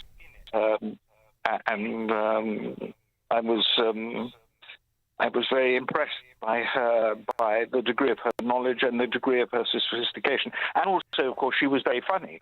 She was a social satirist. So she was more than just a writer of whodunit. And the book you're referring to is The Murder of Roger Ackroyd? No, I chose one that is not well known, not particularly well known. They do it with mirrors. And as I said, I chose it at random. I had a copy. I'd never read it. And I chose it at random to illustrate how sophisticated a woman, how knowledgeable she was. I took it, and I was rewarded because it was actually a very good choice. Although it's not her best book. I don't claim it's the best book, and it's not one of her best-known books either. Oh, yeah, no, I conflated the two. I was just referring to your new Criterion piece. But you mentioned The Murder of Roger Ackroyd, just to give a concrete example. One of the things that you write about is, and just to give people like a sense of like her psychological insight and, you know, how it gets you to think beyond the whodunit part. You write about her description in the Murder of Roger Ackroyd when Caroline says to her brother that Mrs. Ferrars must have taken a suicidal dose of a drug. It's odd when you have a secret belief of your own which you do not want to acknowledge. The voicing of it by someone else will rouse you to a fury of denial. And it's like that is really a keen insight into, you know, the human psyche. Yes, oh yes. I mean, it's better than anything in Freud, actually. And also, it's complicated because the man who says that, who utters that truth, is actually lying at the same time. So there are layers within layers of this psychology, because of course he turns out to be the murderer. So, in other words, her view of the human mind is a highly sophisticated and very realistic one. And, you know, and I mean, especially since you were a practitioner as a prison psychiatrist, you know, how did, you know, reviewing Agatha Christie's fiction, you know, call to mind your own professional experience? Well, she was very skeptical about psychiatric explanations of behavior. In the other book that I was talking about in The Metaphysics of Murder, she satirizes the psychiatry of the time, which was the early 1950s, which claimed to explain all human behavior when actually it explained very little or nothing, and departed completely from common sense. So she was a common sense psychologist, and as a highly intelligent and sophisticated one. So she reflected on her own psychology, and she didn't accept absurd theories, and the deformation of psychiatry and psychology is that they accepted large theories which actually put a lens between people's thoughts and themselves. So people, as a result of psychology, people became objects of themselves rather than subjects. So they started talking about themselves as if they were someone else. Right. And it's funny because as you observed that she considered herself, her own work, middle brow. But when you start digging into it and pulling out some of the passages that you pulled out, and you see, as you said, there are layers upon layers. Yes. So she didn't make exaggerated claims for herself, unlike most psychologists. Before I let you go, just in merry old England, since that's where you spent your career, Keir Starmer has responded to the beating his Labour Party took at the polls and local elections the other week by proposing to renationalize British steel and address people's, and save jobs, quote unquote, and address people's economic concerns in that way. How do you think that's going to go? Well, of course, it's going to lead to further impoverishment, as it always does. But I'm afraid bad ideas never die. And what is your sort of current best outlook for Western Europe's near future? Well, I'm not very optimistic. I'm most pessimistic about Britain. Actually, I think Britain is the most corrupt country in Europe. I don't mean it's corrupt in the sense that people are taking bribes and so on. It's much, much worse than that. It's corrupted morally and psychologically. And what I fear is that a very large proportion of the population wants actually the other part of the population to subsidize it, and they regard that as justice. Theodore Dal Ripple, retired physician and psychiatrist who worked in a general hospital and prison in England, currently contributing to City Journal. The new book, Agatha Christie and the Metaphysics of Murder, that's available June 9th. The 25th edition of Life at the Bottom is available now. Life at the Bottom, the worldview that makes the underclass. Theodore Dal Ripple, thank you for joining us as always. Appreciate your time. Thank you very much indeed. And he joined us on the alphawealthgroup.com answer line. It's news, opinion, insight. This is Chicago's Morning Answer on AM 560. The Answer. You need a construction company, but who? Call CrossCom. A construction company you can trust that shares your Christian and conservative values. For decades, CrossCom has been doing work in Chicagoland, Northwest Indiana, and Wisconsin. Roofs, siding, windows, doors, gutters, basically everything for your home or business, even solar. Quality work and professional services that make you feel great about your decision to work with CrossCom. Call CrossCom. 630-871-5500. Give them a chance to earn your business. If your repairs are due to storm, fire, or flood damage, you need to call CrossCom. They're licensed public adjusters. They work for you, not the insurance company. CrossCom will work to get you the money you deserve, the maximum payout. They know the insurance companies and how to deal with them. They win for you. Call CrossCom. CrossCom Construction and Public Adjusters. This is Dan Lights with CrossCom. You can trust us with your home or business for high-quality work and fair prices. It's the only way we do business. 630-871-5500. CrossComPublicAdjusters.com. Business owners, now's the time for your business to make the move to a locally owned business bank. Hi, Mike Gallagher here to let you know that you don't have to look far. Signature Bank was founded in Chicago with a simple mission to help companies like yours grow, succeed, and thrive. Their decisions are made locally by a terrific team that knows your name, cares about your business, and invests in your success. That's why Signature Bank is my bank. I'm a customer. As business owners, they knew that local family-owned businesses were not getting the help they needed or deserved. So I invite you to reach out to my friends at Signature Bank today. Write the number down. Remember this phone number, Signature Bank, 773-467-5630, and learn all about this great bank, 773-467-5630, or visit them online at signaturebank.bank. That's signaturebank.bank. Signature Bank makes commercial banking personal. Member FDIC, equal housing lender. Only a few short months ago, you heard silver was up 40%. Well, silver is now up over 260%. Fox Valley Coins saw it coming, and they're ready to help. Unlike dealers that only buy or only sell, Fox Valley Coins does both. No middleman. That means you get the best deal on the dollar. Selling? Fox Valley Coins pays top dollar for rare coins, scrap gold and silver, bars, proof sets, and entire collections of any size, going through every item right in front of you. Cash, check, or wire transfer.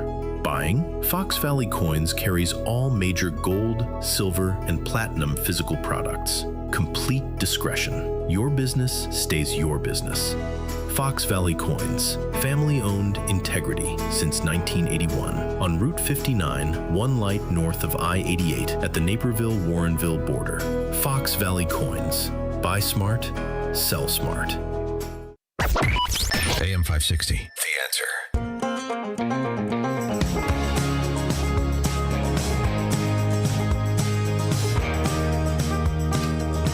Dial drunk Noah Khan. We had a call on Friday about the playlist for the bumper music on this show. Noah Khan just released a new album. He's really good. And one of the featured songs I think is going to get popularized very quickly is actually Dan. Titled Dan. Check it out. Coming up at 8:38, we're going to check out Josh Blackman. He is a professor at the South Texas College of Law in Houston. We'll talk about remapping. The Supreme Court has upheld the remapped Alabama congressional district map. We'll start there with Professor Blackman, 8:38. Now we check the headlines with Mike. 54 degrees. Variable clouds throughout the day, windy and cooler with a high near 59. I'm Mike Scott in the QC Kinetics newsroom. Air Force One has touched down in Beijing, where President Trump is set to hold high-stakes talks with Chinese leader Xi Jinping. Trump and his delegation arrived this morning. His visit comes as the war in Iran continues. China is Iran's biggest trading partner. South Carolina Republicans are rejecting, for now, a call from President Trump to redraw that state's congressional maps. 5 state senators Tuesday voted against a plan to divide South Carolina's one black majority House district. A man was killed here in Chicago in a hit-and-run crash overnight in Chicago's West Lawn neighborhood. At O'Hare overnight, an American Airlines plane landed safely, according to the FAA. Flight 791 was inbound at about 10:30 when the crew reported having 2 flat tires. The FAA says that Boeing 737 departed from Miami International and again landed safely. No injuries were reported. A speeding ticket in New York City is raising some eyebrows after the famous talking car from Knight Rider somehow got busted for speeding while sitting in a Chicago area museum. The Volo Museum near Chicago says the iconic kit car from the 1980s TV show Knight Rider got a $50 speeding ticket from New York City. A traffic camera claimed the black Pontiac Firebird was doing 36 in a 25-mile-an-hour Brooklyn school zone. There's just one problem. The car has been parked inside the museum for years. Museum officials say security footage shows kits sitting on display at the time of the alleged violation. They believe another novelty Knight license plate may have triggered the camera. No word yet if the museum plans to fight the ticket or let Michael Knight and Kit handle it themselves. Matt Murphy, Fox News. Cubs on a 3-game losing streak following a loss in Atlanta while the White Sox beat the Royals 6-5. The news, a service of Woodland Windows and Doors. Marvin replacement windows and doors can bring your backyard right into your living space, making it seem brighter and more spacious. Visit woodlandwindows.com to book your consultation. A check of traffic and weather coming up next on AM 560. Alex Marlowe doesn't see advancement. This is one of the narratives that's emerging as we head into the midterm season. The Democrats don't stand for anything. They don't have any core beliefs. There's nothing that they represent other than hatred of Donald Trump and hatred of the conservative movement and the Republican Party. This is the unifying theme of almost all the content I've been presenting since I launched the show in January. Is it what ideas are the Democrats advancing? The Alex Marlowe Show. Afternoons at 3, right before Sean Thompson at 4 on AM 560. The Answer. Let me ask you something. Does your garage floor look bad? Covered in salt, cracked, or stained from the winter's brutal blast? Well, I've got a fix for you so you can start enjoying your garage this spring. Contact my good friends at Level 10 Coatings. Level 10 brought my garage floor from dirty and gross to showroom, shiny new in just one day. Level 10 Coatings can do the same for you. A quick and easy fix, permanent durable solution. Guaranteed to never chip or peel. Get it done now so you can enjoy your garage this spring and summer. Schedule your free quote today and mention me, Amy, for $500 off. Visit level10coatings.com. That's level, the number 10, coatings.com. Level10coatings.com or call 855-510-2628. Again, that's 855-510-2628. Level 10 Coatings, your premier concrete coating experts. The following advertisement includes a celebrity impersonation. The summer heat in Chicagoland is no joke. And if your old air conditioner is making funny noises, you may already know it's time for a new unit. Look, your air conditioner, it's a disaster. People are telling me it's the worst ever. Don't sweat it, literally. When it comes to cooling your home, Air Right Heating and Cooling does it the best. And they love our country. Beautiful people. Rebates are still available, financing is flexible, and at Air Right installations are smooth and professional with no surprises. It's beautiful. Some people say it's the coolest air anyone's ever felt. I don't know. That's just what they're saying. It's doing an incredible job. Really tremendous. Plus, tell them AM 560 sent you, and Air Right will give you $56 off any service. Visit Air Right Heating and Cooling today at AIR-RITE.com. Again, that's AIR-RITE.com. Air Right Heating and Cooling, doing it right since 1959. This hourly segment is brought to you by Goldilocks, offering 24/7 security solutions for homes and businesses. Call them today at 708-889-5600. Team Hochberg Traffic Center time at 8:38. Hanover Park accident, Ontarioville Road and Barrington Road, West Chicago. Bad crash near a railroad crossing on Roosevelt Road, just east of Fabian Parkway. Plainfield. Report of an accident, Route 126 and Essington. There are scheduled bridge lifts along Chicago streets near the Chicago River beginning this morning. Better news on 8094 westbound near I-65. Police activity have just been cleared from that scene. Chicago's Morning Answer continues next. But first, a check of your forecast in the Air Right Heating and Cooling Weather Center. Windy and cooler, clouds and sun for the afternoon with a high of 59. Get the latest weather, traffic, and news updates online at 560theanswer.com. Now, from the Signature Bank Studios. If you're looking for the latest news, insight into what it means, and the sharpest opinion, there's only one station in Chicago where you can turn, and it's this one. We're AM 560, The Answer. Top of the morning, Dan Proft here. Let's talk a little bit about remapping with an eye towards the midterms, given there's so much action in this space right now. The Supreme Court on Monday cleared the way for Alabama to use a congressional map that a lower court had blocked as violative of Section 2 of the Voting Rights Act, which prohibits racial discrimination in voting, even as it was suborning racial discrimination. And that was the opinion, the majority opinion in the Calais decision that Justice Alito penned. Apparently, Justice Sotomayor didn't read that opinion. She dissented from Monday's decision, saying that the allowing this map to go forward that had been blocked by a lower court will cause confusion, but really what she was saying is it will dilute the black vote, which she also said explicitly. Officer of the court and UC Berkeley law professor John Yoo offered his dissent with Sotomayor's analysis. The court just came down with a decision in the last 2 weeks saying that lower federal courts can't order states to create black majority districts unless there is a finding of past discrimination. And here's the important part that responds to Justice Sotomayor. You have to show, if you're suing the state, there's not some other explanation. For example, Carl just gave that very strange geography created for that district. What if the old districts had been created just to maximize protection of incumbents, which the Supreme Court said is okay, or was doing it to provide Republicans with a much bigger advantage over Democrats? The Supreme Court said that's okay under the Constitution.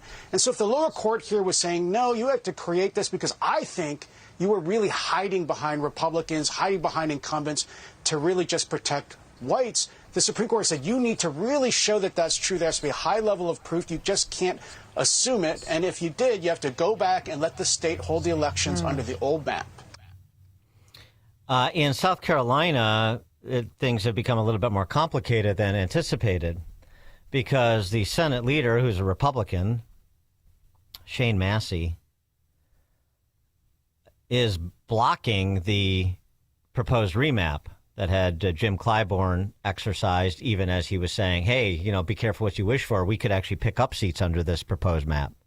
Well, then what are you complaining about? Probably mostly complaining about his future. Regardless, here's what Senate GOP leader in the South Carolina legislature, Shane Massey, had to say. I believe that our state is stronger with vibrant parties. I think we as a whole are stronger when we have a clash of ideas. I think that's true at the national level. I think it's true at the state level. We are stronger when we have a clash of ideas and we can discuss those policy goals. I will tell my Republican friends, Republicans are stronger when the Democrat Party is vibrant and viable. We are. Competition makes you better, y'all. We know it in the economic sector. It also happens in the political sector. Yeah, well, a competition intra-party also occurs, y'all, when there are Republicans of different stripes that have different policy goals, but at least are starting from the same foundation, generally speaking, a belief in free minds and free markets of constitutional principles. The idea that these debates are so great when you have a conservative debating a communist is not completely without merit. But when you're not starting from the same premises, it's actually not that interesting and it's not that competitive. It's pretty black and white. And by the way, just because you are ascendant today doesn't mean you will be ascendant tomorrow. It's not just about debating ideas. It's about implementing them and then assessing the consequences. So, Shane Massey, why don't you worry about the Republican Party and let the other party worry about itself, drawing maps that are consistent with the Supreme Court's decision in Calais and consistent with the norms they had previously promulgated with respect to contiguousness and compactness and respect for municipal boundaries, rather than these racist absurdities that have been drawn to drive a particular outcome that is race-based and actually violative of the Voting Rights Act, as Alito contended. But instead, he's providing aid and comfort to hysterics like Bakari Sellers, who ironically was a former state legislator in South Carolina. He's also an attorney and an inveterate race hustler. This is what he had to say on a CNN panel yesterday. If somebody fell asleep in 1896 and woke up today in 2026, they would simply say the only difference is now Negroes have a TV show and we wear nice suits. They swapped out Klan hoods for Brooks Brothers suits. And that is the problem. I mean, Plessy v. Ferguson was 7-1, and it gave birth to 50 years of Jim Crow. What we have with this court right now, what we're seeing is watching people who have fought and died and bled so that we would have access to the ballot box, so that we would have access to our voices being heard in Congress, being ripped away. And I think that there is a casual laughter from people we believe to be our friends on the right who are showing us true colors today, because the most sacred, or one of the most sacred acts you have in the United States of America is the ability to cast a ballot and elect someone and send them to Congress, the State House, or a mayoral seat that represents your interest. And now black folks throughout the South are being silenced. And I don't find that to be a laughing matter. I mean, and not that I'm surprised to hear. We've been hearing it in various forms from others of his ilk. By the way, South Carolina redistricting is not dead, even if Shane Massey continues to be a holdup.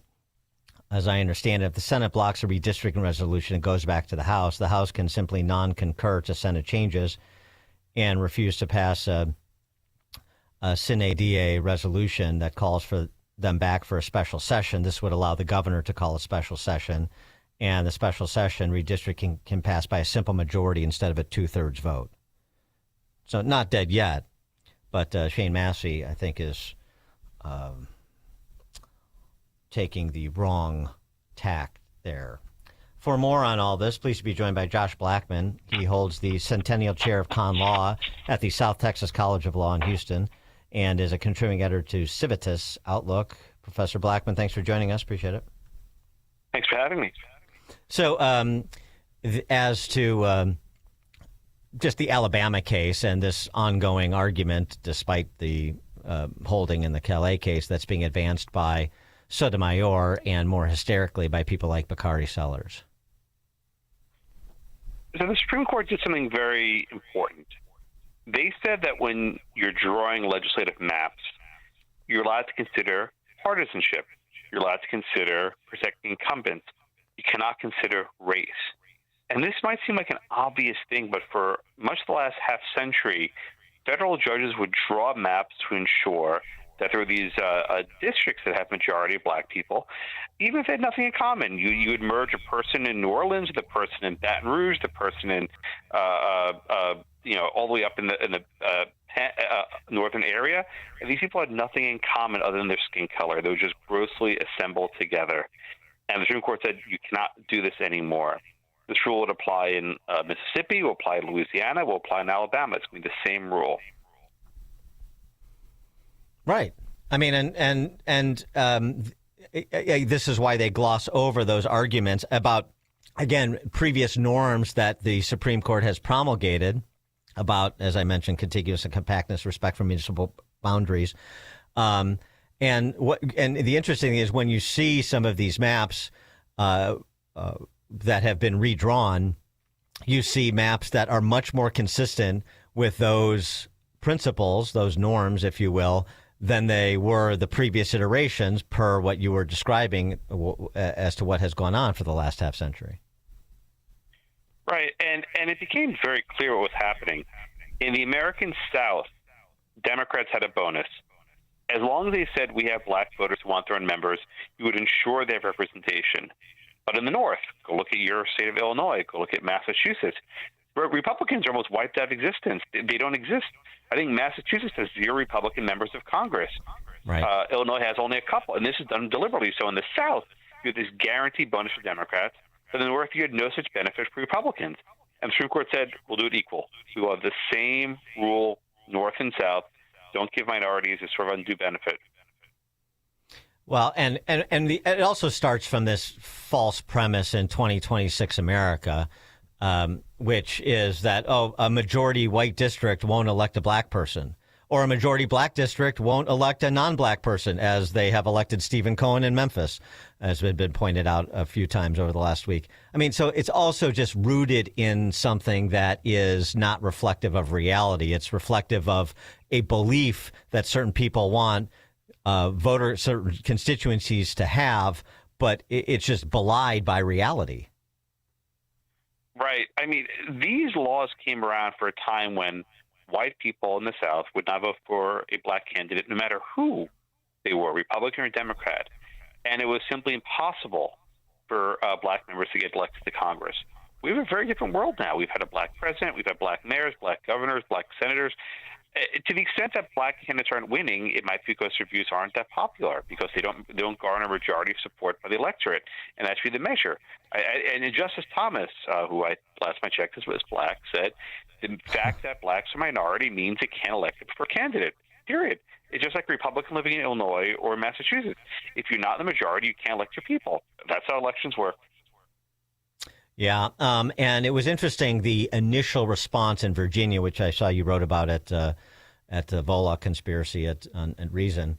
After the Virginia State Supreme Court rejected the referendum that redrew the map in Virginia because they didn't follow the state constitution. Oh, by the way, there was this idea that they would change the qualifications for Supreme Court justices to basically dump all the Supreme Court justices, impose an age requirement down from 75 to, I think, 54. And then they just passed the map over the objections over that state Supreme Court justice, over the Constitution. They just, vote their shares, as it were, in their legislature and have Spanberger ratify it. It's interesting. The head of the Senate, Democrat, said, no, we're not going to do that. That's too extreme. So even some Democrats were pumping the brakes, saying, I don't want to be party to that. Yeah, this is wild. I mean, it takes an impeachment vote to remove a judge from the Virginia Supreme Court, but they would just quietly impeach him by dropping the retirement age to 53. And oh, by the way, everyone in the court's 54 and over. So they would remove even the people who voted in favor of the Democratic map. They'd get rid of them all. This is wild. I think it shows what happens when people lose power, how desperate they'll get. Thankfully, this idea didn't go forward, but they might try something else. I don't think it is over. But it's just this obsession with drawing maps based on race. It's this fixation. The use of race now is harmful and dangerous. And I'm glad the Supreme Court put a stop to it. Josh Blackman holds the Centennial Chair of Con Law at the South Texas College of Law in Houston and is a contributing editor to Civitas Outlook. Professor Blackman, thanks for joining us.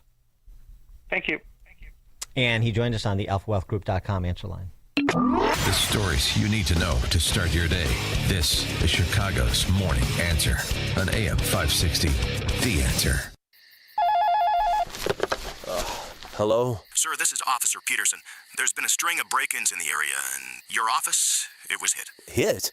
What do you mean? We were robbed? Looks like the back door lock was easily pried open, and they moved through the building like they knew exactly what to take. We see wires everywhere. No computers. What? No computers? I just upgraded everything. Looks like they moved fast. We only found out because a neighboring business had their alarm go off. Do you have any security cameras? No. Nothing. Don't wait until it's too late. Goldilocks protects Chicagoland businesses with custom security solutions. From reinforced commercial doors with keyless entry to cameras and 24/7 monitoring that alerts authorities immediately. Schedule a free on-site assessment at GoldilocksInc.com. Again, that's GoldilocksInc.com. Plus, AM 560 listeners get their first 3 months of monitoring free with a new install. Call 708-889-5600. That's 708-889-5600. Goldilocks, Chicago's premier locksmith doors and security systems company since 1981. Everywhere you turn, it's plus, plus, plus. But at Hassel's Mattress, nobody has more plus than us. Our 35 beds from the top 5 brands start at $293. Plus, through Monday, get a free adjustable base. Plus, a huge selection of Beautyrest, Sealy Posturepedic, and other big-name brands. Plus, free next-day delivery and setup. Plus, employee-free showrooms. Whew! All these pluses have me feeling nonplussed. Find an employee-free showroom near you at Hasselist.com. Each morning, the newsmakers and the newsbreakers shaping today's conversation are heard on the AlphaWealthGroup.com answer line on Chicago's Morning Answer. When you need answers about what's happening in your world, you turn to AM 560 The Answer. And when you need answers about how to prepare for and protect your retirement, you turn to the Alpha Wealth Group, now the proud sponsor of the AM 560 answer line, right here on Chicago's source for news, opinion, and insight. AM 560 The Answer.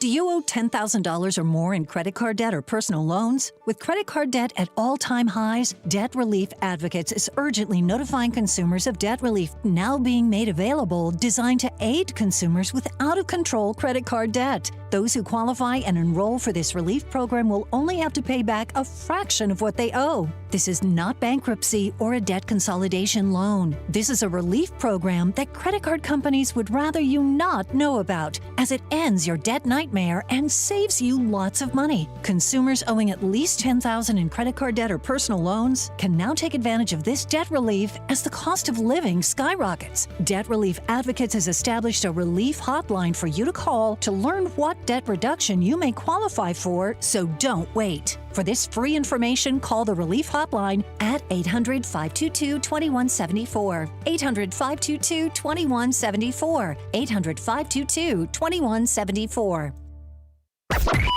AM 560, The Answer.